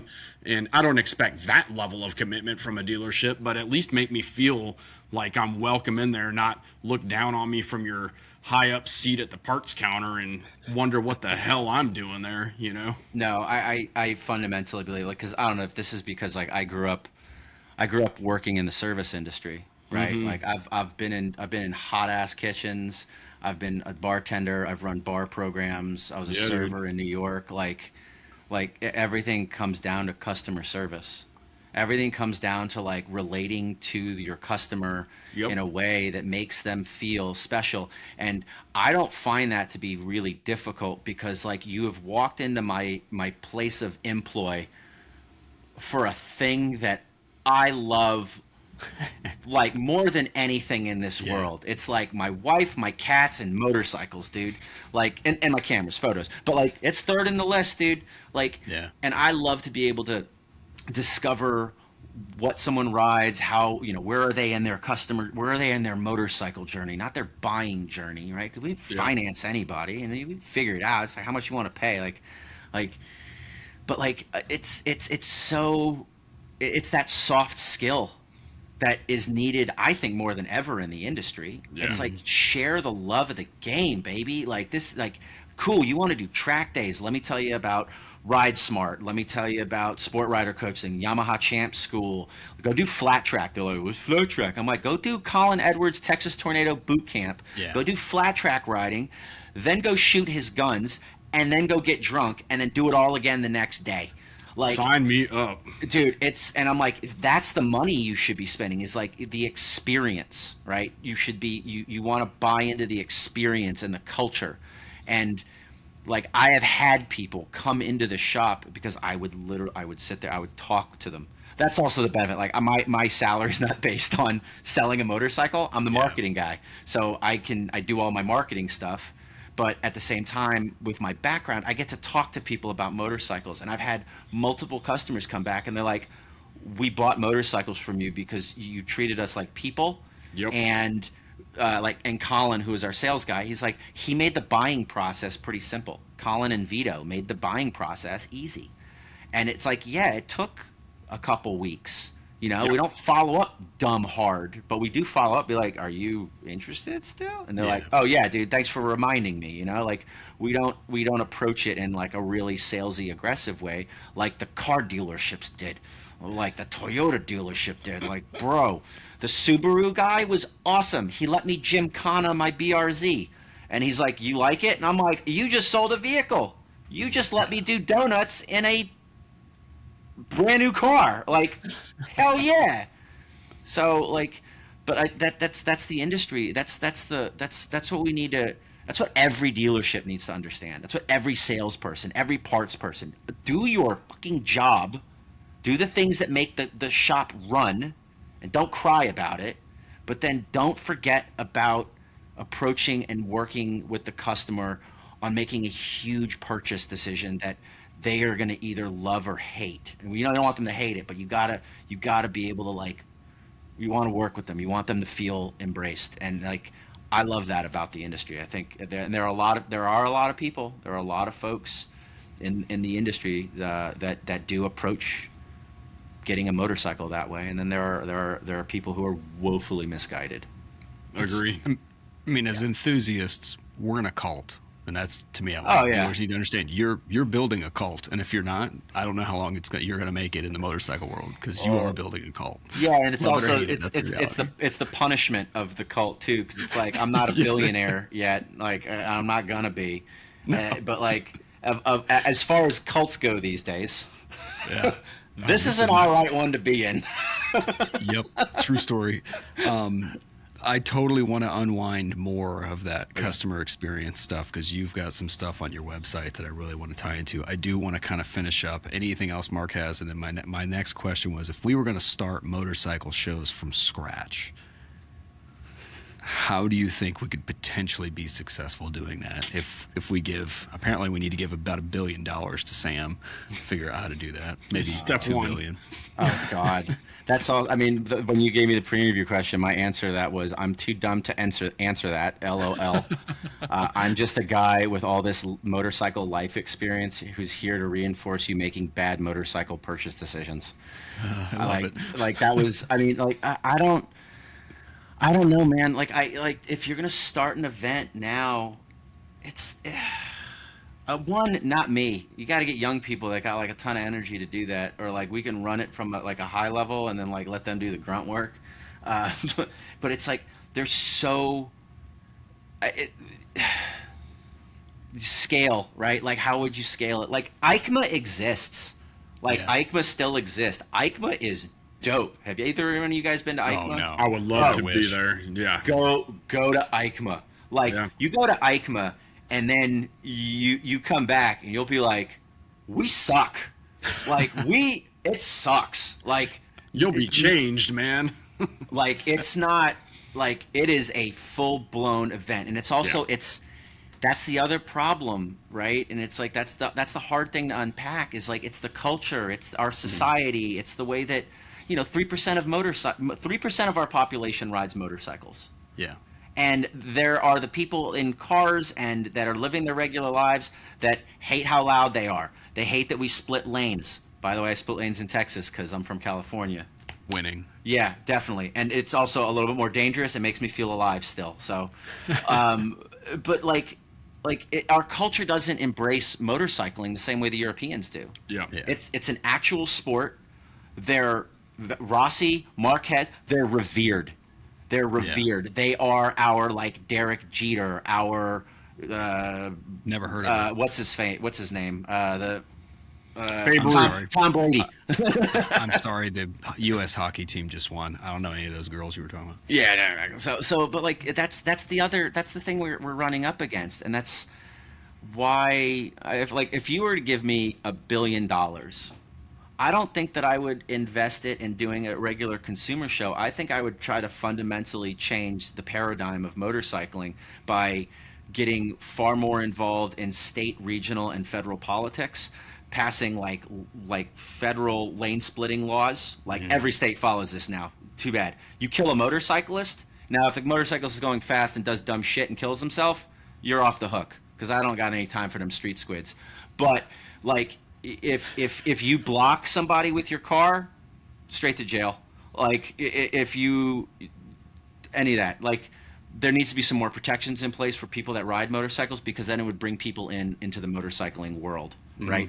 So I would spend a ton of money there. I think every single OEM should be giving X amount of revenue across the board to training schools like Yamaha Champ School and making that kind of stuff accessible. I feel like a lot of the racetracks, that's a whole other topic we could get into, which is what's happening to racetracks in America. That's an issue. With Circuit of the Americas is going private in 2027. Streets of Willow Springs got bought by Singer, and now they're doing all these private events. This private billionaires club that is like killing grassroots motorcycling. And it's like, they're like, well, all these kids on sport bikes are going really fast. I'm like, you give them no opportunity. You give them no place to ride these motorcycles. We got kids in Austin that like ride on dirt bikes and sumos, and all they do is wheelies. They do them on Surons. We have that here. Yeah. And I love it. I fucking love it. Like, high five to those kids. I want to film their content for them. So it's like, I mean, that's the point, right? If they're not blocking traffic, that's the issue. Like you said, they have nowhere to go now, and especially if they live in depressed areas. Where will they go? I'm They fine. have no place to I'm go. fine. At least they're moving at the speed of traffic, and instead of like a fucking cyclist or like a marathon that you got to, dude. Like, I love it when people rip a wheelie. I hate it when they rev bomb. I think that's stupid. That's the dumbest thing. But like, what else are you, like? And the same thing with takeover culture on the car side. They've ruined the automotive enthusiast side. It's like there's no outlet and there's no place to really truly enjoy these vehicles anymore, because I don't know if it's corporations and the state or whatever that's just neutering everything. And it's like, you're gonna get pushback. Yeah. My family ran Shine, dude. Like, we're bootleggers. We are all friends here. My daddy's family was a bunch of bootleggers. Like, I love it. I love how your accent can change Sorry. that quick. So Dude, beautiful. it's no different than skateboarders when we were kids. I mean, there was nowhere for us to go, so guess where we went? The tennis courts in the neighborhood. Guess who didn't want us there? I don't know. Everybody. The police. You know? The po-po. That's my favorite now joke look on the- at it, right? And now look at it. It's a commercial industry. It 100%. makes billions for people, and you have Yep. like the best athletes. The things these 15-year-olds are doing on surfboards and skateboards. dude. I'm like, what? There's like 6 skate parks within, I don't know, a skateboard's ride away from my house now. I mean, you know, they're all over the place here. And I also fundamentally think that the same thing could be beneficial for Americans in motorcycling. Like, if like you there is, and I die on this hill, nothing will humble you as a motorcyclist faster than going from the street to a racetrack and having some kid on like an NSR 125 just mollywop you up and down every corner. Like, I would have Mikey Sanchez. He would dip through people like it was nothing. And he passed me on a 125, and I'm on my street triple. Like, I was sitting still. So did Sean Dillon Kelly. He's a Moto 2 rider. It gives you perspective to be like, you're not as good as you think you are, but it's super cool for you to be in this same playground. Yeah. Like, I love the moto world so much because, like, I get to hang out with my athletic friends. Like, I can say hey and rap with Loris Baz or Josh Heron or Mikey Sanchez, Sean Dillon Kelly. Like, I can't talk to anybody in the NBA. I ain't got no relationships with anyone in the NFL except for like Mike Griff. He played for the Titans, but like, he loves motorcycles. Yeah. So it's like, it's such a rad community and culture, and I wish. And there is the barrier. There's the death barrier, right? It's like these things can kill you. They're very dangerous. But shit, man, so is free soloing and rock climbing. Like, Alex Honnold talked about that. I watched him climb the tower on Netflix, and I was like, good. nah. I watched him climb Yosemite. My palms were sweating the whole time.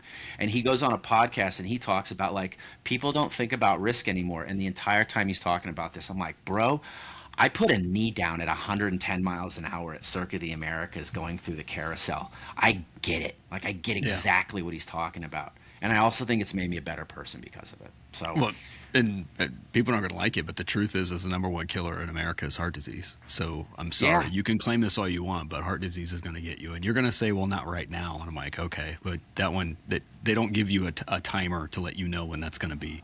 yeah, and Just I'm like riding motorcycles. Yeah, and I'm fine with dying at 72 from heart disease after I have lived the 15 years, Right. or soon to be 30 years if that's when I die, because of all the moto stuff. So, and it's the people, man. The people are rad. They come. Some of them suck, but most of them, the ones that you get to cultivate into your friendship zone, into your your inner orbits. Like, some of the best people I've ever met in my life have been because of this world. It's dope. It's so dope. It is Absolutely. weird how Motorcycles transcend cultures. I think you're the one that always says that, Mark, where you go out on an adventure ride and you're hanging out with like a lawyer, a welder. I forget what you say, but it's A dentist, yeah. You can be out there with a multi-millionaire CEO of some huge company and some dude that's basically one step above being homeless on the same ride, and nobody gives a shit because I don't care what your job is when we're riding motorcycles. I care about our banter back and forth in the cardos, and can you rip past me and I rip past you and bang some bars in the woods without killing each other because we've built this level of trust. You know what I mean? It's a great equalizer, and it puts you into it can put you into uncomfortable situations where you rely on one another. Like that's also a huge part of like what I learned when I started riding ADV. Yeah. Like big ass motorcycles, don't take these things out into the desert alone. Go with somebody. Like I've had my Tiger fall off of like Camino Cialo Road into like a weird I couldn't lift it. There's like, and I'm a big dude and I'm strong and I was lifting weights at the time. Like it fell in a way where I was on the side of the road. I was like, I need to wait for somebody to come help me. Like I can't get this bike up. I had two motorcyclists, dude on a KTM Super Adventure and a big old V-Strom pulled over. He's like, you need help? And I was like, bet your ass I do. Yep. Like, nope, just looking at it sitting there. Yeah, we had a good laugh about it, and I was like, cool, man, take it easy, boys. And they're like, you guys going that way? I was like, I'm going that way. You're going that way. And I was like, fucking see you down the road, dude. Maybe. And like, yeah, man. I mean, it's such an interesting thing if you actually take the time to learn how to ride the bikes and the machines. I want to take a segue when you have that in your mind. You've kind of mentioned storytelling and some other stuff there. Not necessarily related to motorcycle shows, but how can the industry do a better job of marketing in that realm of such colorful, beautiful people? Oh, man. God, how can the industry do it? I think it actually, man, I don't know. When you say the industry, do we also like mean like, can the, I don't know, like can the OE?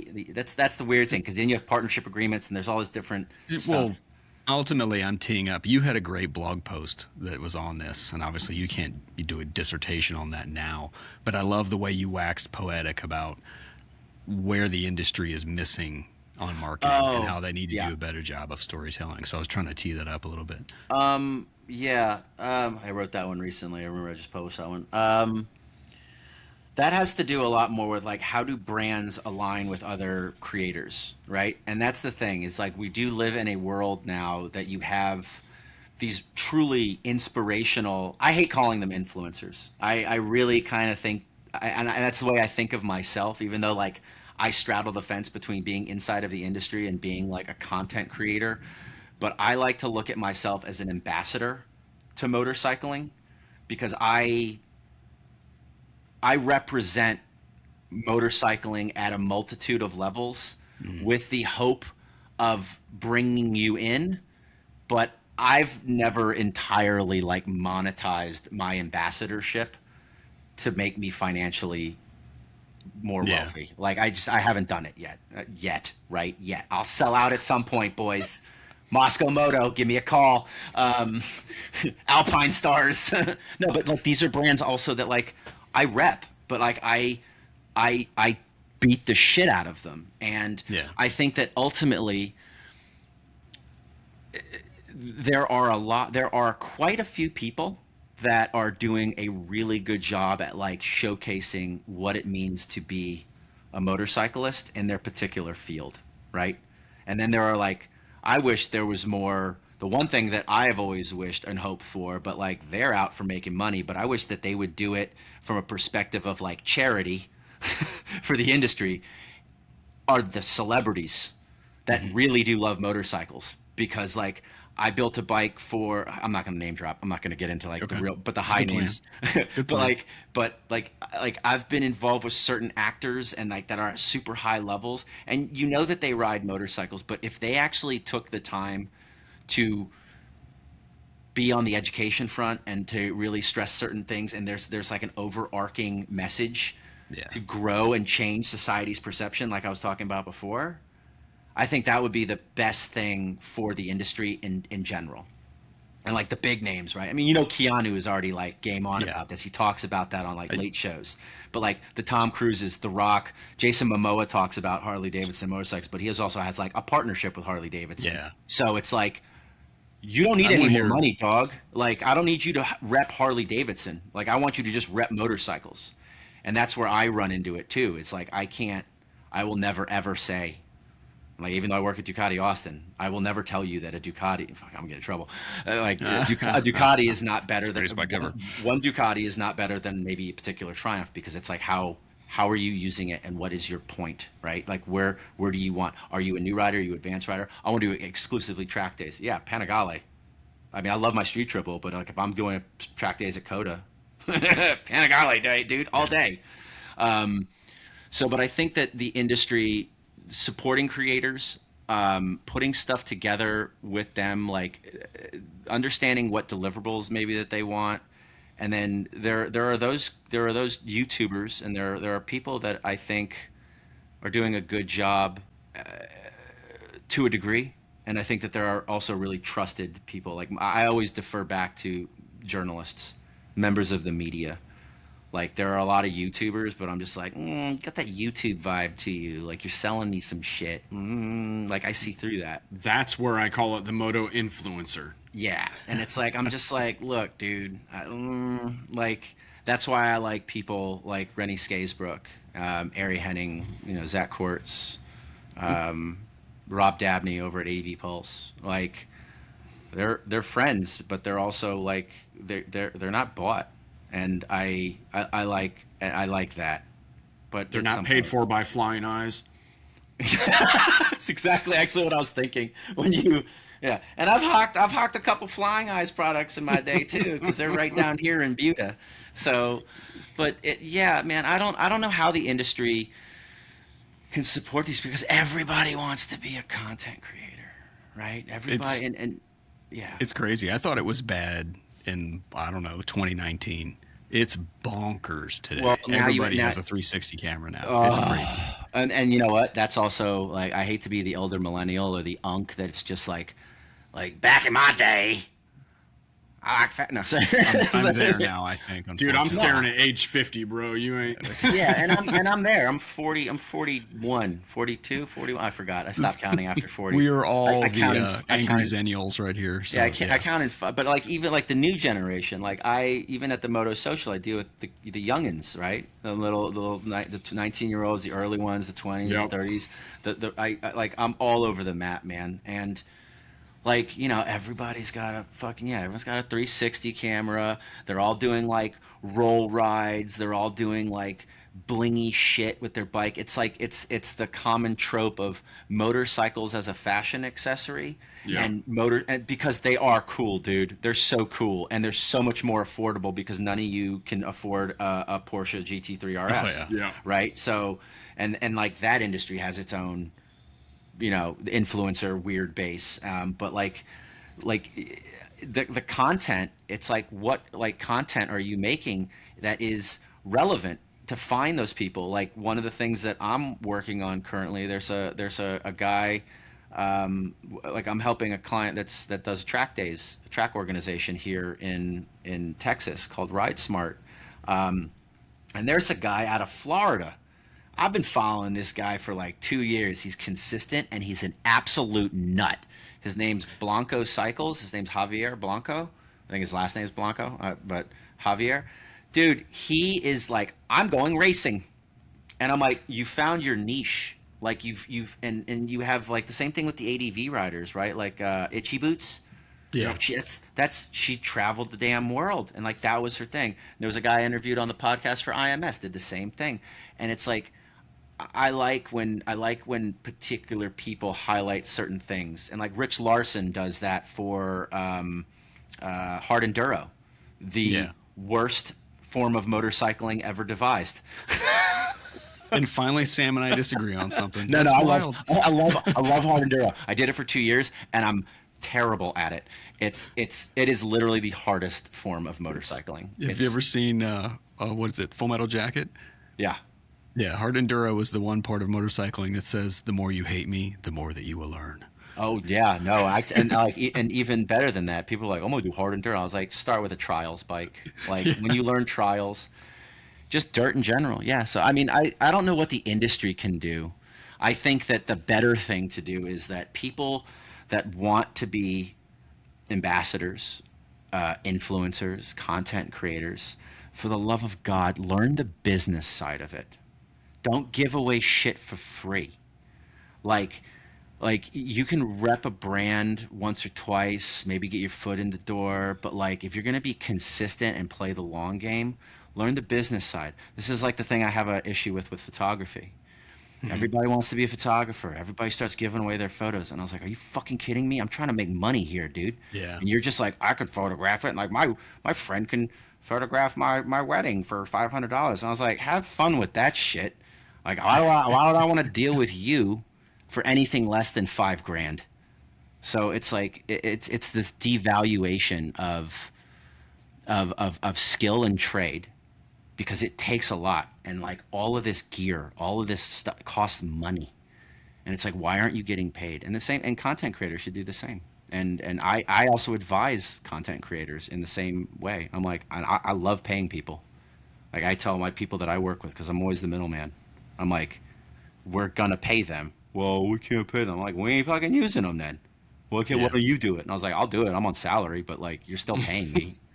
So Yeah. yeah, but I think that's maybe, I don't know if that's a roundabout answer to your question, but I don't know if the industry could do, if I tell anyone in the industry to do something, it's understand that there's value and pay these people, and set out deliverables that need to be achieved. I Because think AI is fixing to make your point a little bit harder. I went to school for art. I'm an illustrator on the side, so I know exactly what you're talking about with the photography and the creative aspect of it.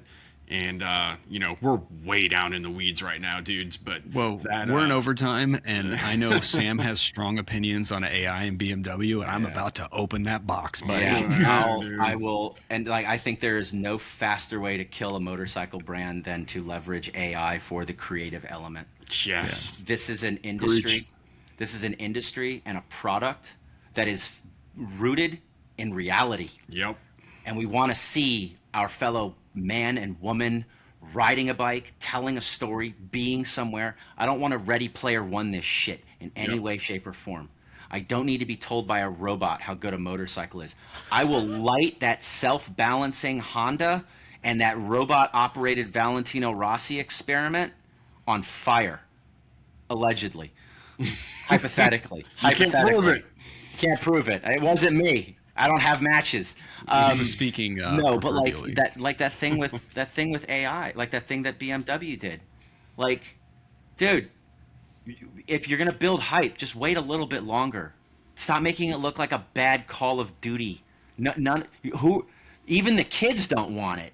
It's not going to convince the kids, and also like your demographic that you're marketing it to. You're marketing the new adventure motorcycles that are in the 450 class that all of us old guys have been like, I'm fine going slower. I want a lighter bike. My back hurts when picking it up. I don't want to pick up a GS. I want a Cove.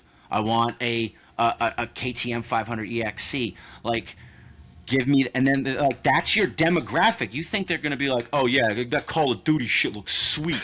Like, are you nuts? Who made the decision? And they're just like, we can save some money and make some, and like I'm like, you lost me. And then I also found out like Ducati did something very similar when they launched the X Diavo, but it was on the dealer side. I actually could download. I was like, oh fuck, they used AI. Did they use AI or did they use bad renders? And I was like, okay, but I didn't see it as part of a press release. That was the fake. That was the mistake that BMW made. That I was really, really disappointed with. Well, they dug their heels in on it too. Yeah, and they've done it too. They did it with the R12 GS, right? The BMW. The cruiser Triumph, thing. The BMW Triumph Scrambler. Oh. The Scrambler 1200 XE. The R12 GS is now. I don't know. The old GS is the new GS now, except now it costs 20 grand or something. Anyway, it's like, it's ridiculous. And to your point, as someone who's a graphic designer, and for me as someone who's a photographer, like the AI is trash. It's so trash. But like, Slop there's is the buzzword. You have to use that. yeah, AI slop. It is, and it's like it's not It's not genuine, dude. yeah. Authenticity is synonymous with motorcycles, and it is a slap in the face to most motorcyclists. But even on your perspective as a graphic designer, someone who's making logos or UX and UI design, like it has its place with like analytics. Like I love using it to like crunch my meta performance analytics on how my ads are working and where should I pivot, what creative is working, because I fucking hate looking at spreadsheets. But it can recognize those patterns, right? And it's a large language model in the fact that like it can recognize patterns, it can understand certain things, but it's not creative. And I think the fact that people are misconstruing the concept of AI with AGI. AGI is artificial generalized intelligence. We ain't there yet. And Not that's even close. Skynet level shit. That's where like the computers start thinking for themselves, and we will rue the day that that happens. And like from a creative point where you're having graphics and stuff being created, everything that I have seen these agencies create, my wife's dealing with this now. I've dealt with it. I've played around like Nano Banana and all this shit, and I use AI. Like I experiment with it because I ain't gonna fall behind. It's so bad. It's so bad. And I had a buddy of mine who's a graphic designer make me something because I'm running a little like motorcycle automotive meetup that's very quiet, and he did my branding, and I was like, this looks fucking sick. This is where I want to go with it. This is what I want to change. He picked a couple different fonts, and I was like, and that's that creative process. Yeah. That's that back and forth with humans. Like, what are we trying to make here? The computers just don't do that. It can just be a tool. Me and Drew were talking about this earlier today. It's like, it's a tool. It's not to be the final product. It's not to be, hey, I need a rally shirt. Let me just whip this up in AI real quick and bam, they all look the same. All these rally shirts in the last 2 years or whatever, they'll look the same. There's no stylized approach to it. There's no, oh look, hey, Mark drew that, or look, Sam took that photograph, or Chris took that photograph, or what have you. That doesn't exist with where we are in it right now, in my opinion. And it's so disappointing because it's not the direction that I think humanity should be striving for. Mm-hmm. It's like we should be striving to be making our lives more productive and automated so that we as humans can pursue the more beautiful things like art, science, music, science, fucking science. I want my warp drive. You know what I'm saying? You want to go to Mars? I want to go to Alpha Centauri. I just want a hoverboard. Dude, I'm still waiting by hoverboard. That's right. And the fact is that they're like our population. And this is where I sound old and crotchety, but like our population is getting dumb. Like and they're relying on these tools because they're not reading philosophers and history and understanding all of these things that will enable us to do like much greater things. Right? To have like, I don't know how much more advanced motorcycles can get at this point. Like the whole thing with motorcycles is like the electric revolution, right? The only way that like more motorcycles go electric is affordability, range, and open source fixability. Like you got to be able to plug in and fix the damn thing yourself, just like I can take apart the carbs on my like CB350, right? So like the Varg is the best application of an electric motorcycle that I've seen in the history of mankind because it's a dirt bike, it's an MX bike, and you can charge it between motos while you crack a beer, and then you can go ride another moto, but you still need a generator to charge it. A buddy of mine does his off of an electric generator and solar panels, and he can get all of his motos in. You can't do like long distance endurance, but like when battery tech gets to the point of like these solid state batteries, like the Varg is game changing. And imagine being able to rip. I mean, that's why I bought it. I mean, I'm not going to say that on a podcast because it's like, I just want to be able to rip around town quietly at night when it's hot. You know what I'm saying? I may or may not have said that on this podcast that Varg has my attention, which no one would ever say that because I'm a two-stroke guy. But yeah, you'll hate me. I sold my KTM 300 XC for the live Varg. out west, though. I live in It's an Texas. East Coast bike. I live in Texas. No, I know that now. Everything's pay to play here, which sucks. But like, I mean, the Varg, man, is like, if they can get the business model right, and they can bring down the costs, and there's just more accessibility. I'm just worried about batteries exploding in people's garages and burning down houses. Like, that's terrifying, because that can't happen. I worry Yeah, about that with a lithium-ion battery, let Yeah. alone a full-on electric bike. Yeah. I have a lot of not nice things to say about college, but one of the nice things about college was Chemistry 101, where they go down the left side of the periodic table and start throwing some of those metals into water and watching how they react. Yeah, lithium's not nice when you get it wet. No, and you can't. What's it called? Yeah, like how do you put that out? Yeah, more water actually makes it worse, not better. Yeah, there's no, like, what do you need? Do you need like a halon system or something to, like, how does that Talking to work? the wrong dude. Need a I'm black hole, just throw I'm it a in the hammer black hole. expert. Get the portal gun. Send it to your neighbor who keeps complaining. But we can't have those things because nobody knows how to do science. We don't have a population of scientists. I want my Star Trek future. Let me pivot for a last one. Yeah. Can you wax poetic about the DGR a little bit? Because it sounds like that has been especially successful, at least out west for sure. Because we're talking motorcycle shows, and I'm like, the DGR is something I've been to and went to for several years. So it sounds like Which one did you go to?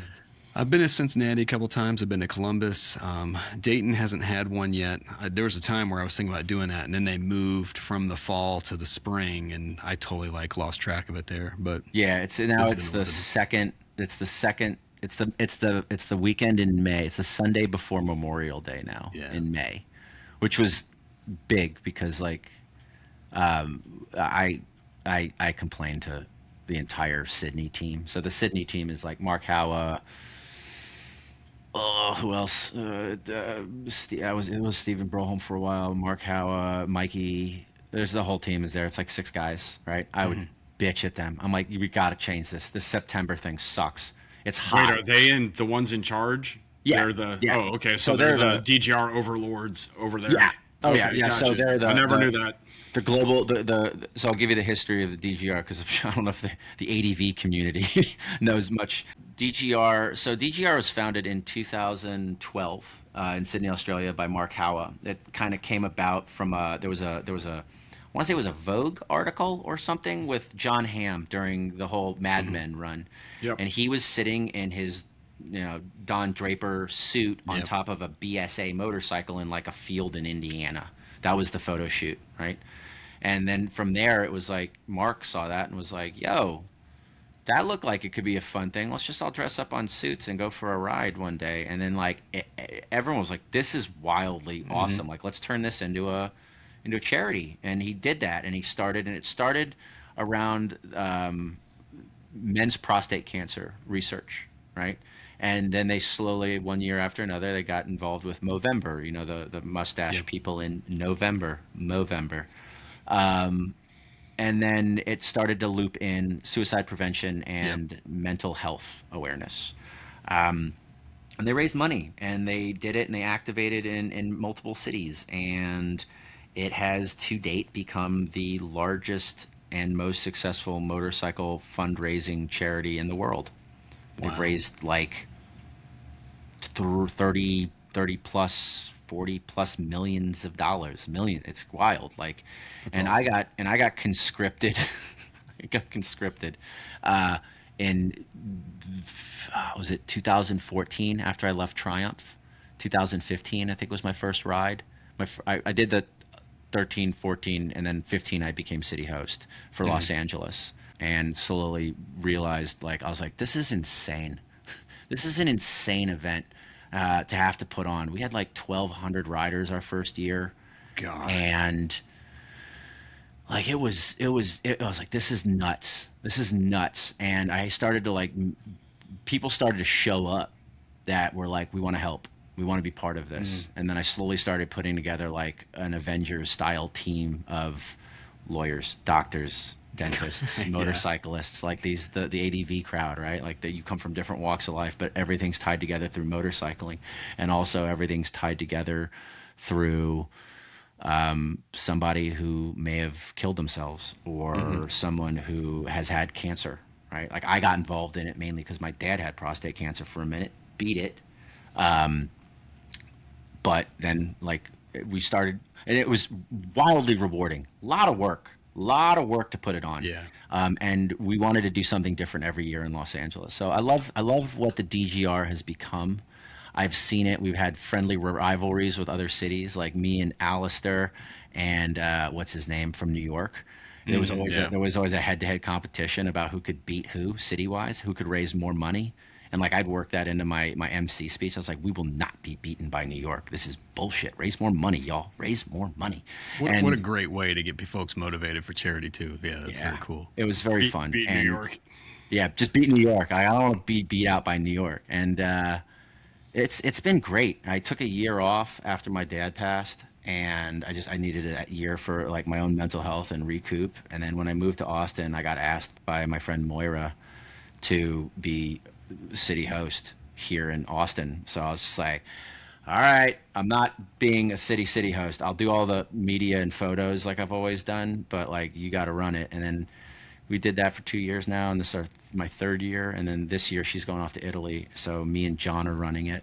So I'm back to being like head city host, and it's a great cause, man. I really I've been doing it for 10 years. So it's really wild to think about how long I've been doing it. And it goes back again to that culture thing, right? Like the people I've met through the Distinguished Gentleman's Ride have become some of the closest people in my life. And not just motorcycle industry adjacent, but like people that like check in, you know, like if I'm doing all right, not doing all right, you know, like even though they're thousands of miles away. It's been pretty remarkable, and it's been fun too, because it's like a double-edged sword, right? Like I'll go a lot of places. Like when I was in LA, like I go places, people are like, oh, what's up, Sam? I'm just like, what the fuck are you, man? And they're like, oh, we know you from DGR, and I was like, oh God. So it's like I want to be rich. I don't want to be famous. But again, that goes back to the ambassadorship that I kind of try to maintain, which is, you know, be a good ambassador for what motorcycling can represent. And DGR has always been a bit of a special place in my heart because it's been fun. And the Aussies are hilarious. I say that C word way too much because of them, but I'm saying it on your podcast. You cut that one out. But they're a fun group, man. They're a lot of fun. I like the Aussies. Yeah, that's solid stuff. I've poked around some of the pictures and stuff on your website, and obviously Cincinnati, same thing. People get dressed up being downtown. Like the opportunity to catch people in the motorcycle element when they're not riding, and then if you're lucky enough to be able to shoot when they are, it's impressive to see.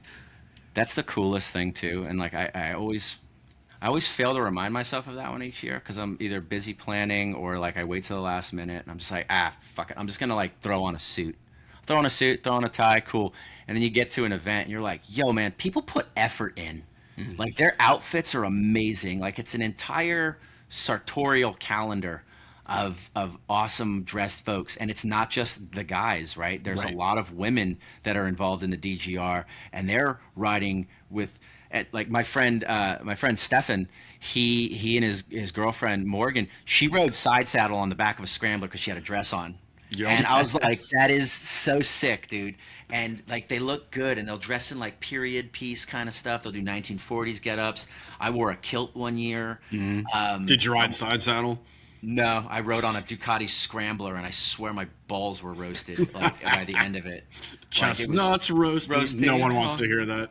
On an open fire. Yeah, dude. Oh, you guys are awful. The side saddle ones, when they're riding that way, though, it's cool, man. Like my friend and buddy, he lives a couple doors down, Mark Cushman. He does the one in Atlanta. Him and Dutch. I don't know if you know Eric that used to work at Triumph, or I guess he still does. But yeah, whenever I see the pictures, he doesn't anymore. He's given up on me now, but he used to try to convince me to go every year. Of course, ADV bikes have to ride in the back, and I ain't riding in the back. But Yeah. the Nobody puts baby in the corner. exactly. The pictures are always pretty cool, man. I don't own a suit, and I will never own a suit, but it's cool to see the pictures of it. So I have a rule too, as being kind of like one of the more preeminent city hosts through the organization, because it's cool too. Because like I've met other city hosts, like Soren from, God, where is he from? He's from like, I think it's like not Iceland, but like one of the Benelux countries, or like the Scandinavian countries. I think he came out to Los Angeles, and Hal was like, "Hey, this dude's coming. You want to meet him?" I'm like, "Absolutely, dude." And we would hammer on, and we'd go on and talk about stuff, and like on social as well. And then like another buddy, the one of the German city hosts, came out to Texas, and we got absolutely hammered during Oktoberfest. So it was like super fun. But like I have a rule that I make. Like, one, if you raise money and you show up in a suit, I truly honestly don't give a shit what motorcycle you're on. Yeah. Because you've made the effort. It's the triad of things you don't do. You're not on a correct bike, you didn't raise any money, and you're not wearing a suit, or you're not wearing something dressy. At that point is where I tell you to like go kick rocks, and like you're not. I'm not playing games. Yeah. You're supposed to let anyone join, but like we don't. Like we're not. But like. And the thing with like people in the back, it's because we want to be able to, like, at the end of the event too, we do send off photos, video, media to the Sydney office so that they can put together a world recap. And a big part of that is staying on brand with global partners. Yeah, I know. Yeah, but like I tell people too, and I'm like, I'm gonna get photos of you, dude. Like I'm gonna get photos that you can share. I don't care where you are in the back or the front of the pack. Yep. Like I rode all through the pack. In LA, like I had my ride leaders, I had the VVMC run the actual ride so that I could jump in and out and behind, and I would do all the photos. So like the photos that you saw on my website, that's a fraction of like the full archive. So, but it's a fun. I tell anyone, man, go do it. Go do the new New York ride. New York ride has always been super rad. The LA ride is rad. I want to go to Europe. I want to go do like the London ride, or I would love to go to Sydney. I would love to go to Australia and join the boys for that. How many riders do they have in Sydney? Their numbers, I mean, they're a lot, but we started. It's usually anywhere from like a little over 1,000 or under 1,000, and then we have the smaller regional rides. I had to put a cap. So one of the things that I worked with Sydney to do for DGR in Los Angeles was that first year where we had 1,200 riders. It was absolute chaos. Like I was like, this is too much. We didn't have enough. We didn't have enough like ride escorts, and it was the wild, wild west, baby. Really, truly wild, wild west. And I was like, I was constantly asking them, like, can we implement a minimum donation requirement? And the year that we were able to first do it, we were able to double our annual funds raised and cut the amount of participants in half. Yeah. Wow. So more manageable ride, more money raised. And it also kind of like got rid of some of the riffraff that I think is, for those kind of events, is absolutely necessary. You got to have buy-in. Yeah. You got to be supporting of it. This isn't your regular bike meet or group ride. Like, go fucking do that any other time of the week. That's cool. But this is a charity thing, and you should have some skin in the game. And we finally did that, and they started doing that in other cities. Like I talked to Alistair, and they did it in New York. I think they rolled that out in New York. And then I've even been positioning. I was like, can we do a sliding one?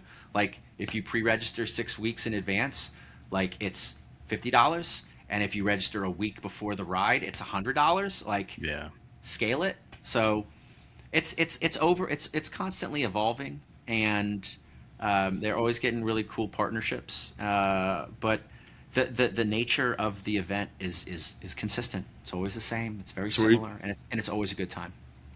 No, that was a great fun segue there. If people are looking for more Sam, where do they find you? Ducati of Austin, dude. Pay attention. The internet. Yeah, I'm doing a lot of work for Ducati Austin right now. My social channels, though, bend all the rules. That's bend all the rules, but don't break them. Right? That's kind of a family motto. Dad told me, like, don't go to jail, don't call me, I ain't coming to get you. So I've stayed out of jail for quite a while. But Bend All the Rules on Instagram is maybe my primary social account.